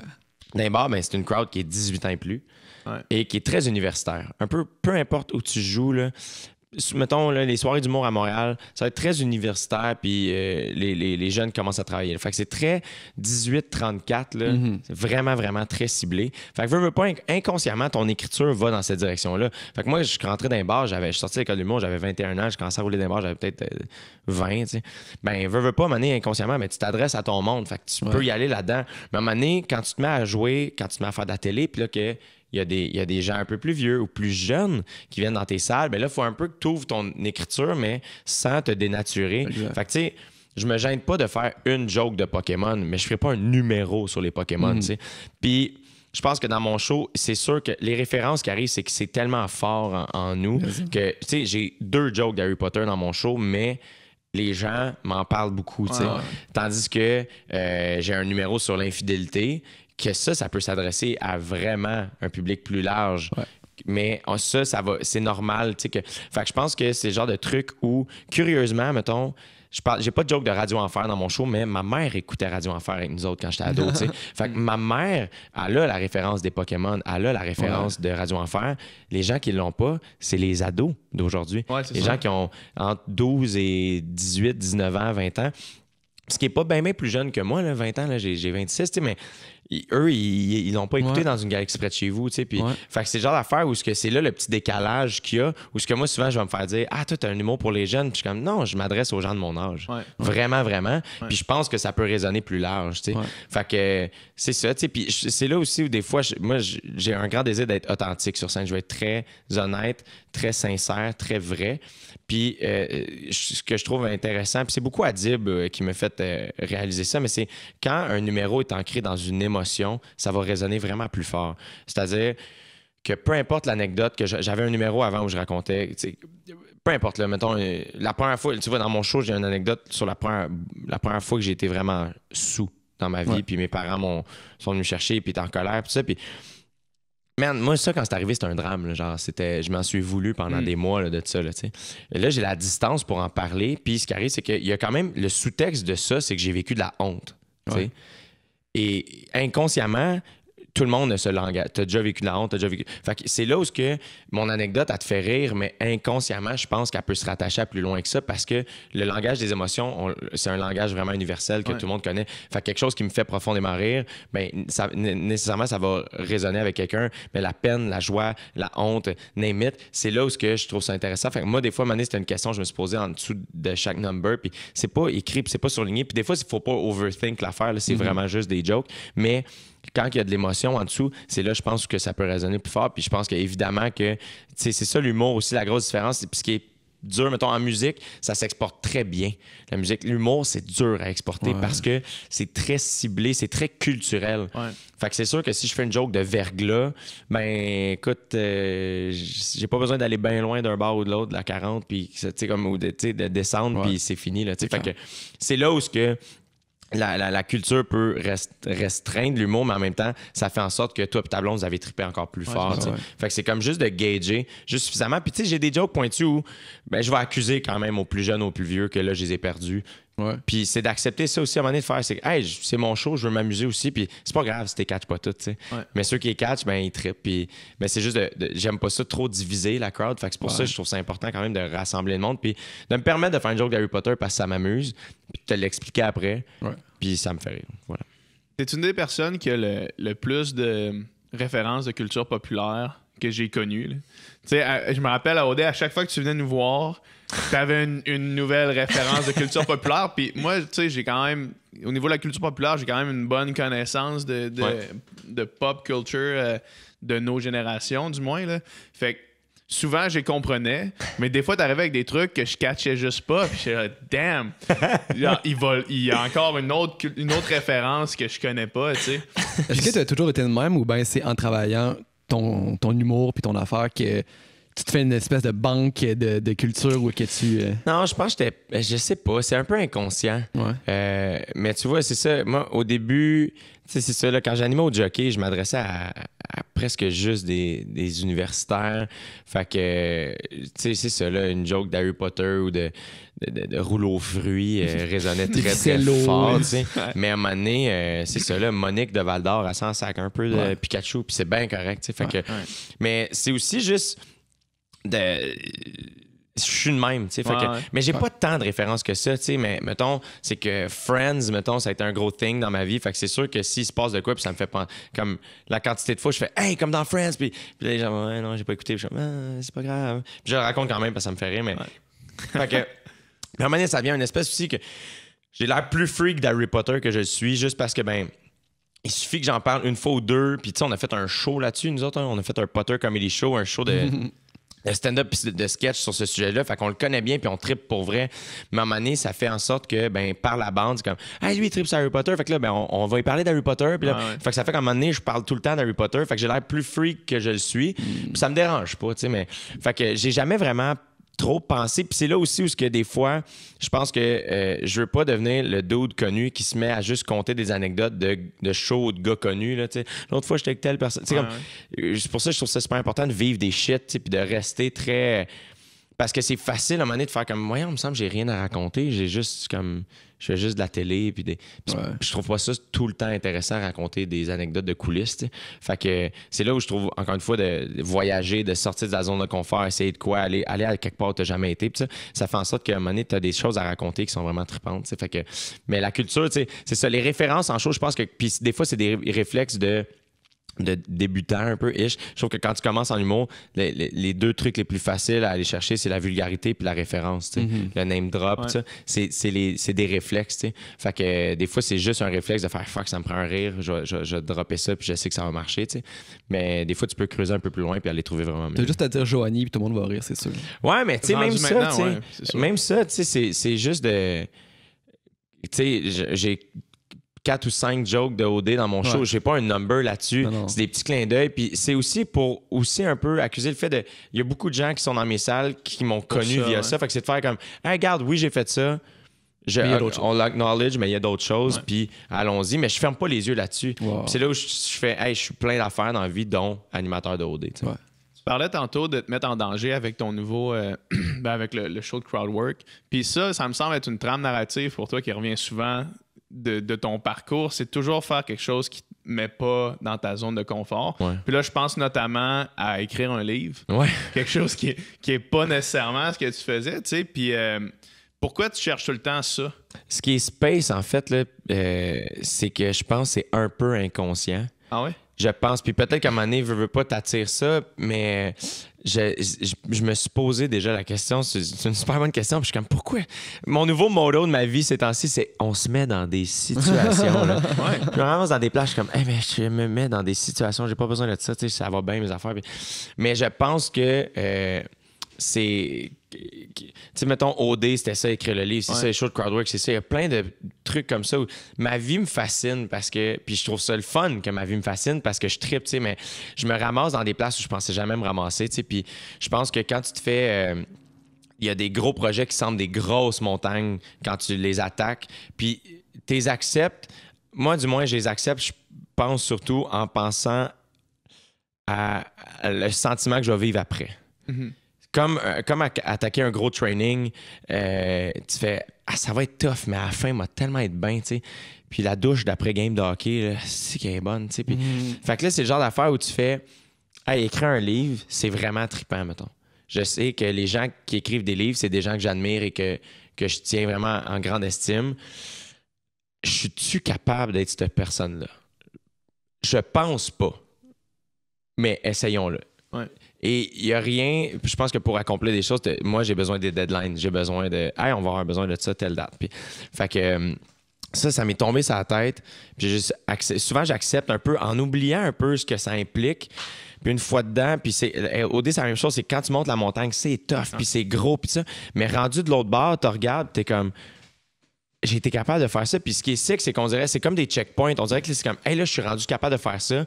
What's next? Puis c'est comme ça que moi, je m'améliore, tu sais. Fait que, justement, là, tu sais, comme c'est toutes des petites affaires que je me repousse tout le temps un peu, parce que quand c'est pas le fun, là, un petit bout de temps, mais que tu l'accomplis pareil, à un moment donné, tu arrives de l'autre bord où c'est vraiment trippant, là, tu sais. Fait qu'on dirait que j'essaie d'avancer de même, puis, tu sais, les shows de crowdwork, il y a bien du monde qui crime, c'est quand même admirable, puis c'est pas facile, puis ça, ouais, mais c'est un peu une solution de paresseux aussi, là, tu sais. J'ai rien à faire pour ce show-là, j'embarque. Si je me plante, c'est ton erreur, c'est toi qui as acheté des billets. Moi, je savais qu'il y avait rien écrit, ça va aussi, tu sais. Fait une espèce de... Fait que le livre aussi, c'était ce qui était tough, c'est que j'avais pas le temps de l'écrire. Ouais. Mais j'ai pas eu le choix de prendre le temps d'écrire. Puis ce que je trouve dur du livre, puis tu vas savoir de quoi je parle, c'est qu'à un moment donné, il faut que tu acceptes de. J'aurais voulu continuer à le travailler, mais c'est ça. Faut que tu le fasses. Faut que je le rende. C'est rendu ça. Faut que tu laisses aller. Puis il est imparfait. Encore une fois, ça fait son charme, moi, je trouve. Ouais. Mais c'est ça, tu sais. Puis.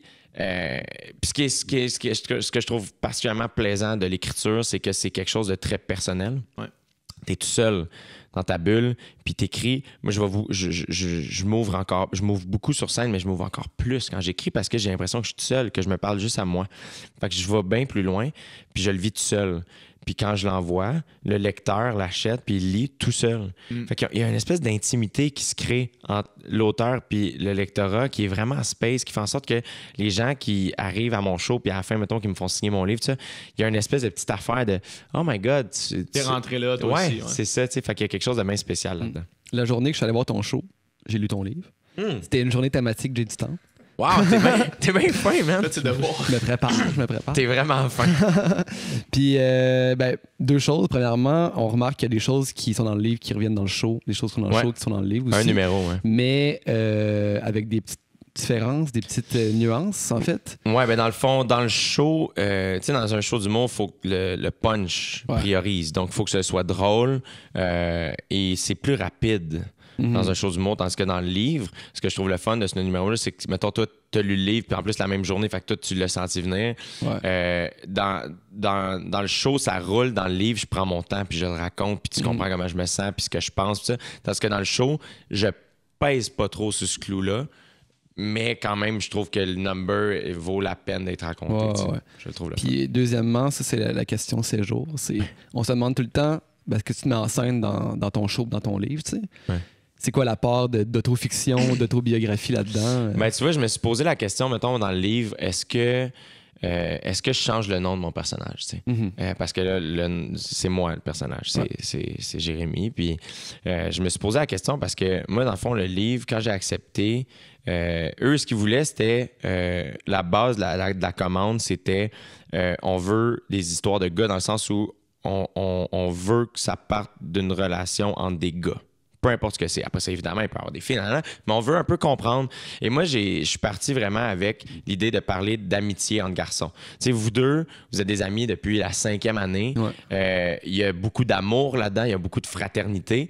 Puis il y a de quoi de vraiment fort dans l'amour dans l'amour masculin, dans l'amitié masculine, dont on parle, mais dont on... Tu sais, comme deux boys qui se disent « je t'aime », on le dit un peu en joke, mais tu sais...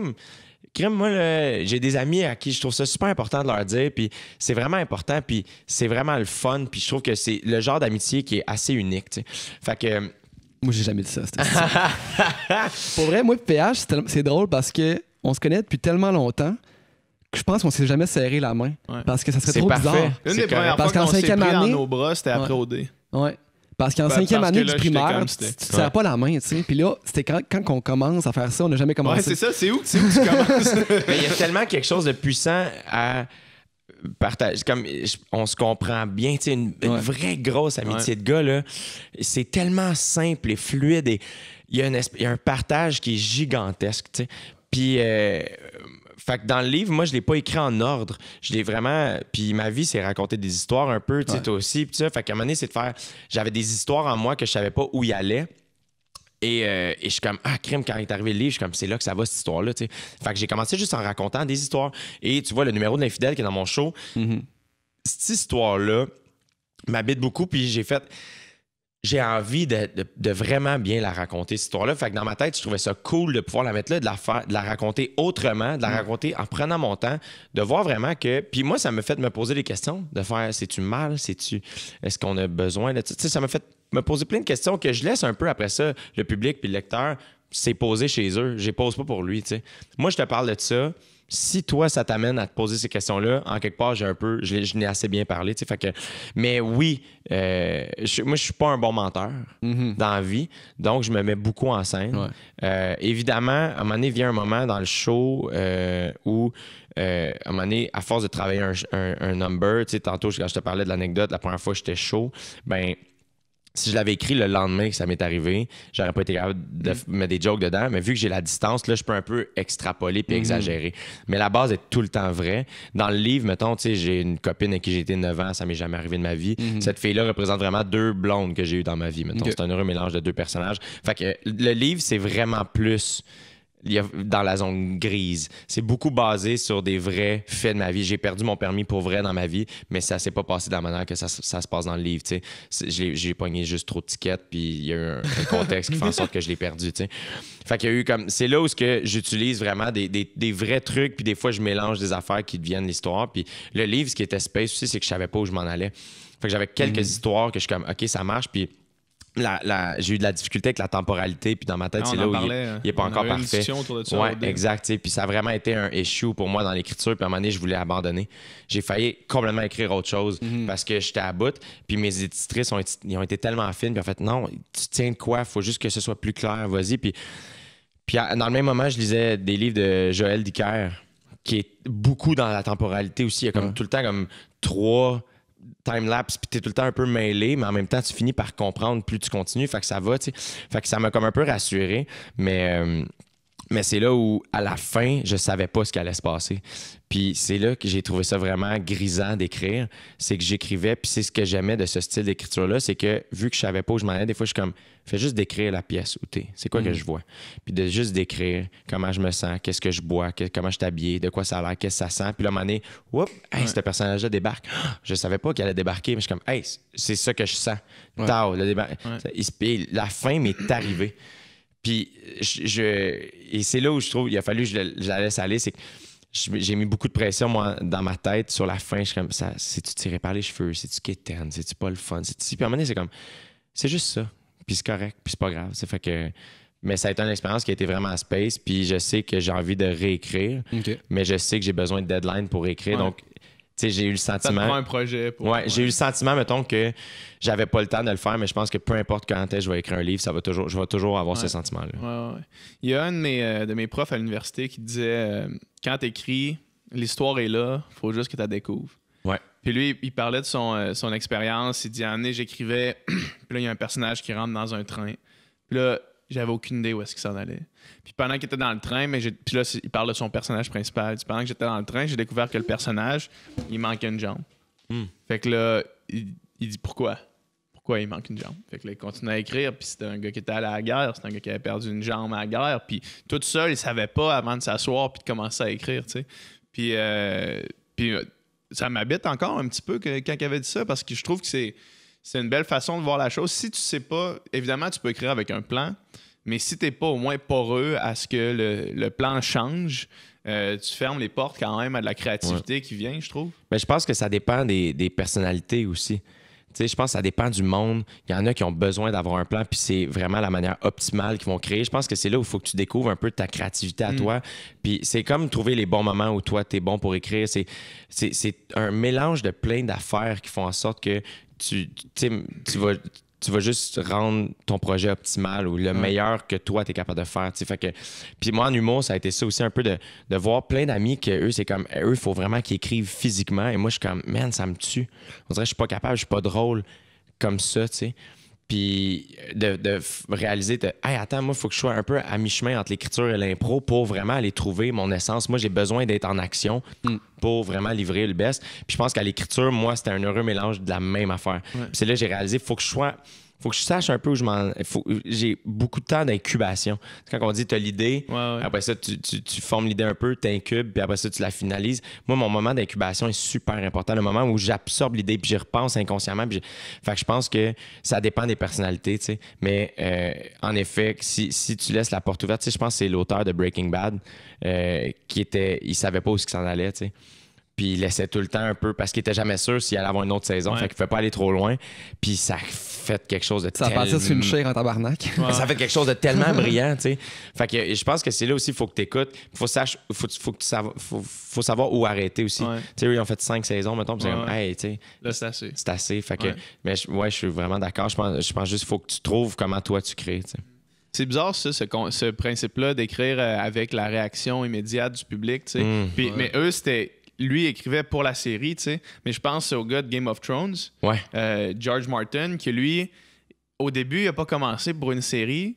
Là, il reste 2 livres à écrire parce que lui, c'est un gars qui travaille justement... Tu sais, tu parlais de 2 façons de travailler. Lui, il travaille extrêmement avec un plan. Là. Son tableau de travail est un mur au complet rempli de post-it où est-ce que son histoire s'en va. Mais ça, son mur, il était là avant qu'il commence le premier roman. Puis là, il en reste 2 sur une série de 8 ou 9, je me rappelle pas. Puis il y a la réaction du public. Fait que là, en temps réel, pendant qu'il est en train de closer sa saga, le public réagit à ses personnages.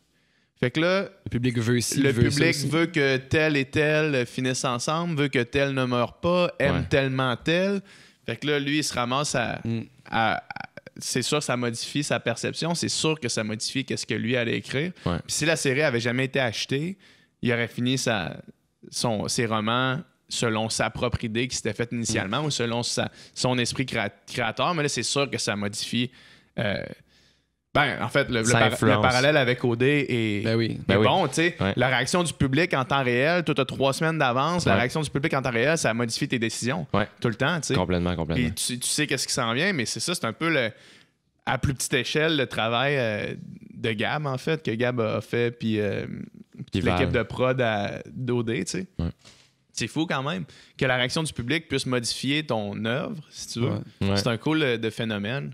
C'est sûr que quand t'es dedans, c'est moins le fun, mais quand t'es dedans puis t'as pas accès, c'est ça. T'as pas accès à la création. Puis, mais tu sais, moi, mettons, des gens qui écrivent comme, tu sais, mettons, Game of Thrones, c'est que c'est... Hey man, faut tellement être fort. Je comprends pas comment quelqu'un peut créer quelque chose comme complexe et gigantesque tout seul. Faut être comme surhumain dans ma tête. C'est comme gigantesque. C'est vraiment, vraiment très... Il y en a pas tellement d'autres. T'sais, à part Le Seigneur des Anneaux, puis... Harry Potter, moi, c'est plus enfantin un peu au départ, mais je le rentrerais dans cette catégorie-là de faire... L'univers est large, Man, mais inventer un univers... Tu sais, Star Wars, toutes ces affaires-là, t'es comme, man, ça n'a aucun aucun bon sens comme travail, tu sais. Ce que j'aurais aimé qu'elle fasse dans Harry Potter, parce qu'effectivement, il y a tout ce potentiel-là qui est là. Il y a le potentiel du monde au complet. Puis c'est un petit peu ce qu'ils sont en train de faire avec les bêtes fantastiques. Fantastic Beasts, ouais. Puis c'est un petit peu ce qu'ils sont en train de faire, mais c'est qu'il y a tellement de potentiel pour exploiter le backstory, des histoires de personnages. Alors que, tu sais, dans Game of Thrones, t'en entends parler, t'entends les légendes, t'entends ces affaires-là, ça revient tout le temps. Tu t'entends lointain, une telle personne a fait telle affaire à tel tournoi, il a mis son épée en feu, puis c'est légendaire, tu sais, du stock de la légende. Puis dans Harry Potter, tu sais, t'as des petits hints à ça, comme le gars qui a parti Gryffondor, je me rappelle pas c'est quoi son nom, là. Sauf que, tu sais, lui, t'entends qu'il a amené, c'était un magicien légendaire, tu sais.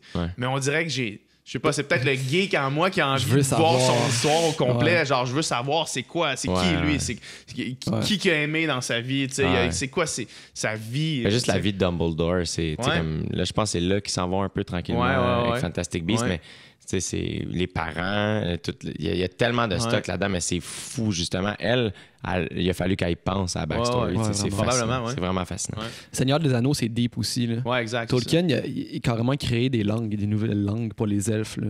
De A à Z, on pourrait parler cette langue-là si on l'apprenait. Le degré de travail est juste hallucinant. C'est inhumain. C'est inhumain. Ouais. C'est inhumain. Comme ce gars-là, il a jamais chillé de sa vie. Là, comme... Non, c'était ça, son œuvre de sa vie, puis that's it.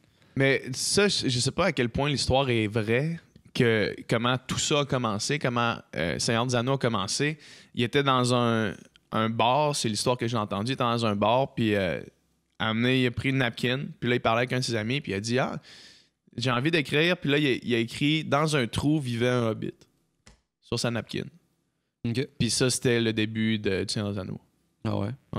Je sais qu'il y avait une volonté de créer une mythologie à l'Angleterre qui trouvait qu'il n'y en avait pas vraiment. Tu sais, t'as la mythologie grecque ou romaine ou scandinave. Puis tu sais, coudonc, il nous manque une espèce de backstory légendaire. Tu sais, fait que là, il dit, moi, je vais créer ça. Puis maintenant, là-bas, les hobbits, c'est comme... Les gens savent même pas que c'est lui qui a inventé ça. Les gens pensent que c'est juste comme un gobelin ou un nain. Ou, un nain, ça existe pas vrai. Là, comme les fées. Comme les fées ou tout ça. Les hobbits, mais c'est Tolkien qui a inventé ça. T'sais. Mais je sais que lui, il y avait des études en mythologie scandinave, Tolkien, parce que les elfes, les nains, les orques, c'est de la mythologie scandinave. Ouais. Mais ouais, ça se peut. C'est cool, en tout cas. C'est ça, mais c'est ça que ça a fait. Ça a même influencé beaucoup, beaucoup de choses. Là. Ben oui. Seigneur des Anneaux. C'est gigantesque. Tu sais, des elfes, maintenant, il y en a partout. Tu sais, t'entends pas juste ça dans Seigneur des Anneaux. Non. Les jeux vidéo, c'est vraiment omniprésent. Ouais. Vraiment. C'est bien. Puis Star Wars, c'en est un autre aussi, que la mythologie est super large. Ben ouais. Tous les personnages que tu vois sur telle planète, ils ont une histoire ou ce qu'ils portent. Souvent, c'est de la fanfiction, ça, par exemple. C'est qu'il y a beaucoup d'auteurs qui participent. C'est pas juste un gars qui a tout créé, c'est comme full de monde. Ouais, c'est ça. Ouais. On est geek. C'est parfait, ça, les gars. C'est ça qu'il faut. Ouais, on a mis les cadres de Star Wars, puis... ça nous prenait un petit décor. Ça nous prenait un petit décor. On s'est forcé. T'es allé au Walmart acheter ça. Ouais. Fait que tu veux réécrire éventuellement. Alors, en fait, on se posait la question quels sont ton contact de proximité avec Patrick Sénécal? C'est ton bon chum. Non, je dirais pas bon chum, mais moi textais-tu? Non. Okay. Non, mais c'est un gars qui est très open, Patrick Sénécal. Il est vraiment, vraiment accessible. Il est super down to earth, très nice. Ben, à chaque fois que tu entends une entrevue, tu dis c'est impossible que ce soit ce gars-là qui a écrit ça. C'est ça. C'est impossible que ce soit lui qui écueille. Il est trop relax. Il est très, très relax. Moi aussi, quand j'ai su qu'il allait faire partie du regroupement d'auteurs, dont on est 3 avec Simon, mais moi, je veux dire, Patrick Sénécal, je l'ai lu, là, pas rien qu'un peu. Là, vraiment beaucoup. C'est un grand. Ouais, vraiment, vraiment. Puis, tu sais, moi, Alice, ça a résonné fort dans ma vie. Elle.com, ça a résonné fort. Il y a plusieurs livres qu'il a fait que je suis comme, man, ça m'a fait triper fort. Fait que, quand j'ai su ça, c'était un peu... J'étais pas starstruck, mais pas loin de faire...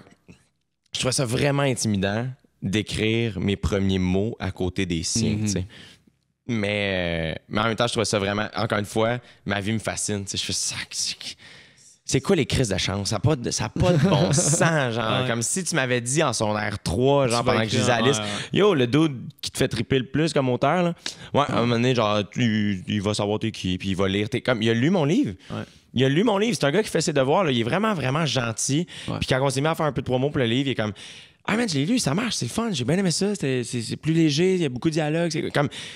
Il a vraiment, vraiment. Puis il me posait des questions, puis j'étais comme, mais c'est bien fin, tu sais, voir qu'il a pris le temps de lire mes mots. Fait que c'est ça, mais tu sais, j'ai envie de réécrire. En fait, ce que j'ai vraiment aimé de cette expérience-là, c'est d'avoir un document Word relax.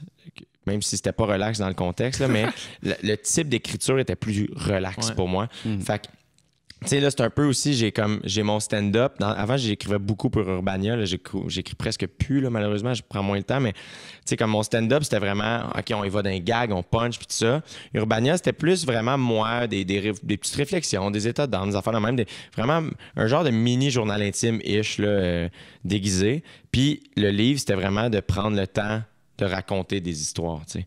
Fait que j'aimais ça, cette espèce d'équilibre-là, d'écriture, d'avoir un type d'écriture où c'est vraiment moi qui parle directement à un lecteur. Après ça, c'est moi qui mets en scène ma vie, puis après ça, c'est moi qui raconte ma vie. Fait que dans ma tête, c'était comme un peu une espèce d'équilibre que j'ai trouvé le fun.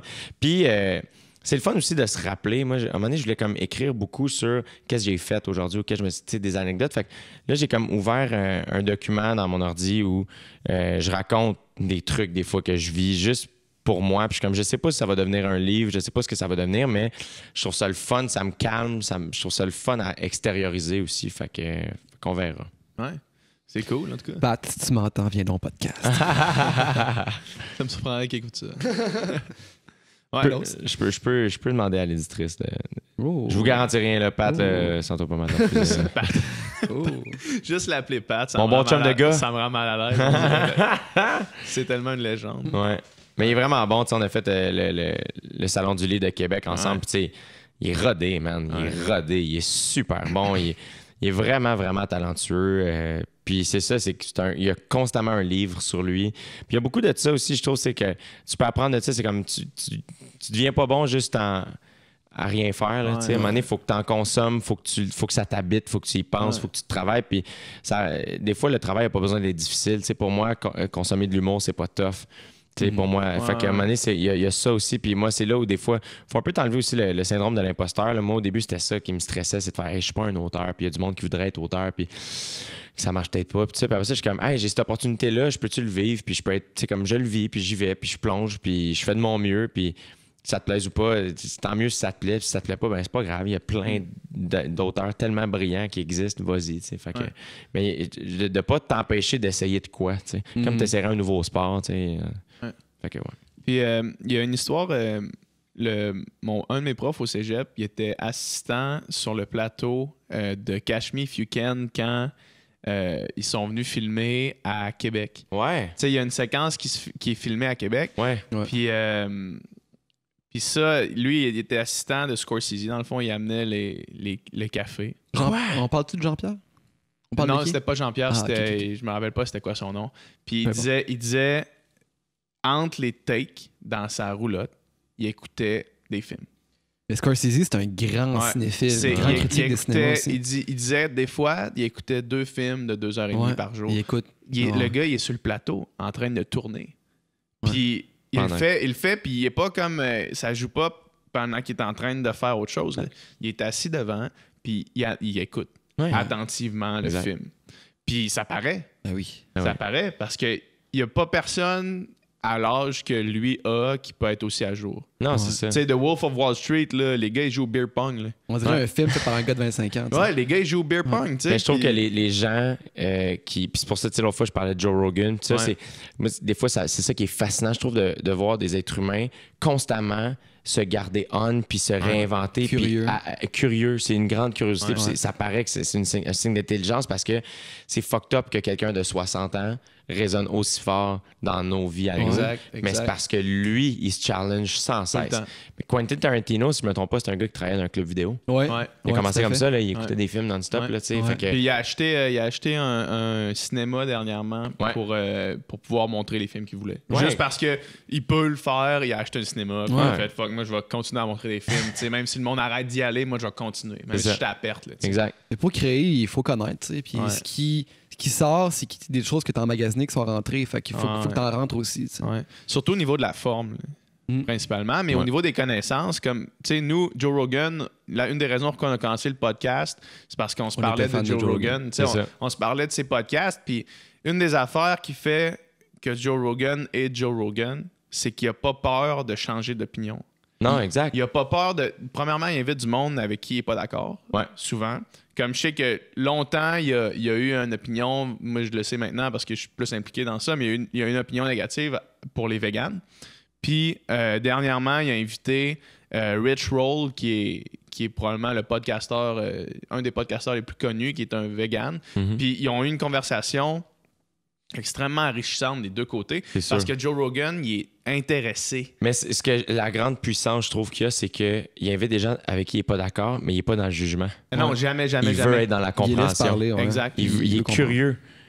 Mais il assume complètement qui il est. Fait qu'il est comme, moi, je suis pas d'accord, mais pourquoi?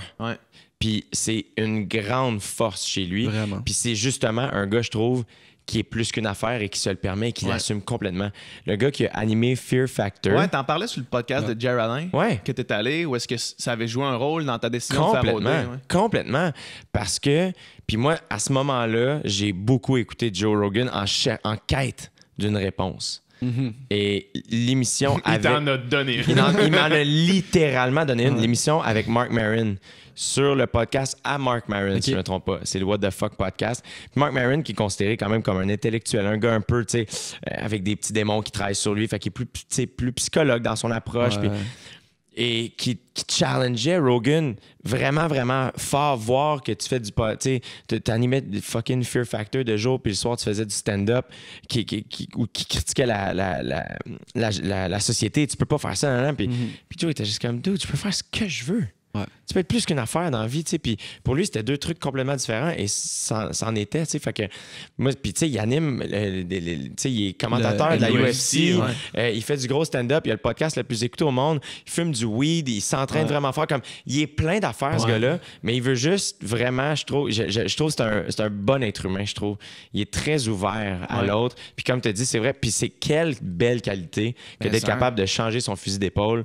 Vraiment, là, c'est tellement une belle qualité à avoir d'avouer ses torts et de faire comme crime, tu m'as convaincu, tu sais, t'as raison. C'est pas facile de dire à quelqu'un t'as raison, tu sais. Fait que je le trouve vraiment, vraiment cool, ce gars-là. Ouais, puis ces podcasts sont ultra intéressants par la diversité des invités. Vraiment. Tu sais, parce qu'il y a des tu sais, je veux dire, il pourrait inviter tout le temps des invités comme il a fait avec James Hetfield de Metallica. Est-ce que c'est sûr ça fait un podcast qui pogne, tu sais.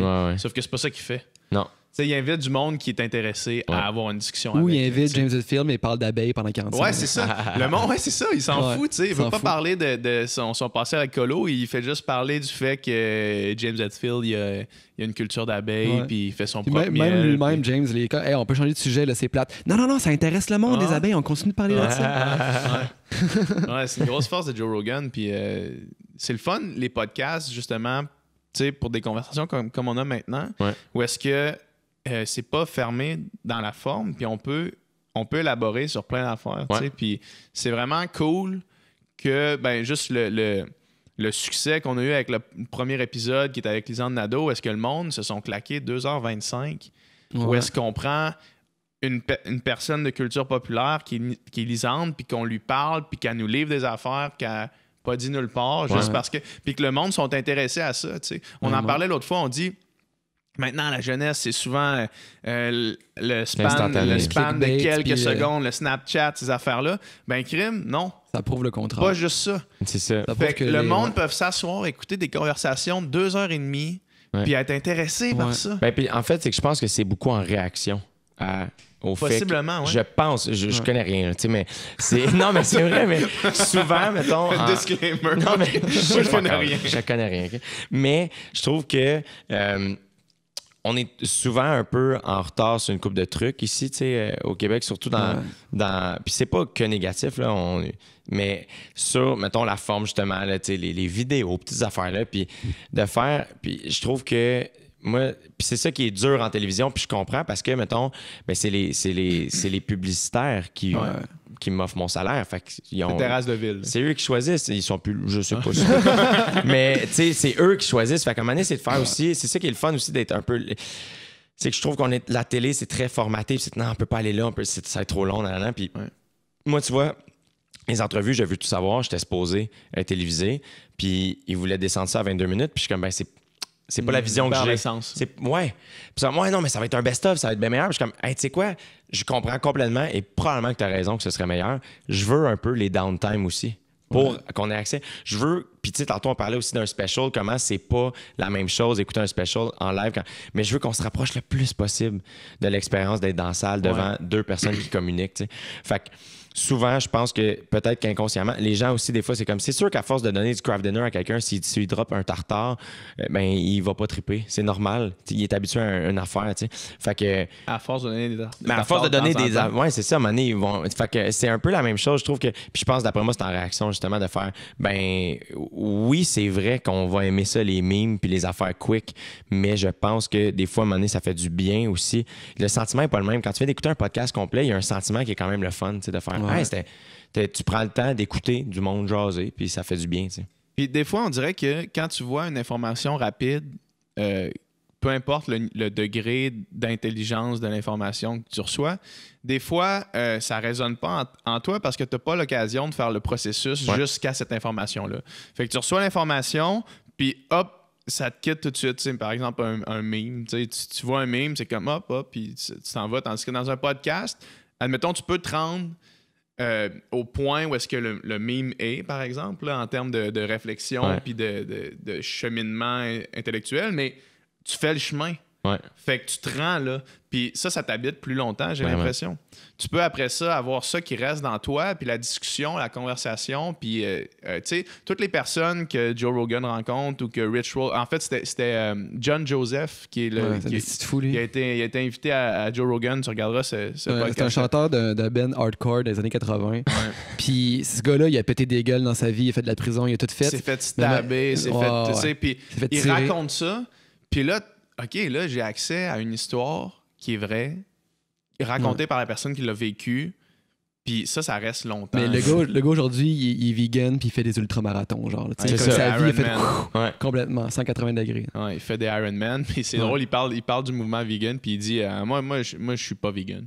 Mais tu sais, le gars, il veut pas le tag. Il veut pas être dans le tag, là, ce qui est quand même bon. Hein. Il explique bien pourquoi, par exemple. Ouais. C'est super cool. Mais non, c'est une super belle formule, puis... Ben, merci d'être ici. Ben, je vous félicite, les garçons. Bravo de le faire. Il y a bien du monde, là, on s'est bien dans l'air du temps. On va se partir un podcast, ça, puis il y a quand même une marge entre le dire puis le faire, puis de continuer de le faire. Fait que je vous souhaite vraiment, vraiment de juste continuer de le faire, puis vous rendre exactement où vous voulez vous rendre. Le nombre de projets qu'on a dit, on va faire ça, qu'on n'a jamais fait. Là, on a fait celle-là. Ouais. Au secondaire, le festival de musique qu'on voulait faire, on l'a jamais fait. On n'a jamais fait ça. On voulait avoir Metallica. Mais c'est sûr que, tu sais, avec OD, puis les contacts que j'ai, tu sais, je veux dire, avant OD, je t'aurais pas DM, hey Jay, veux-tu venir à mon podcast, tu sais, ça fait qu'on peut avoir des invités qui sont intéressants, qui sont connus, puis ça nous donne au moins une base pour partir. Ben oui. Puis je pense que c'est un beau projet à avoir avec cette visibilité-là. Oh, bon ben, that's it. Je pense que merci Jay. Hey, merci les gars vraiment de l'invitation, puis bon succès à vous, puis embrasse Jessie pour moi. Ben oui, mais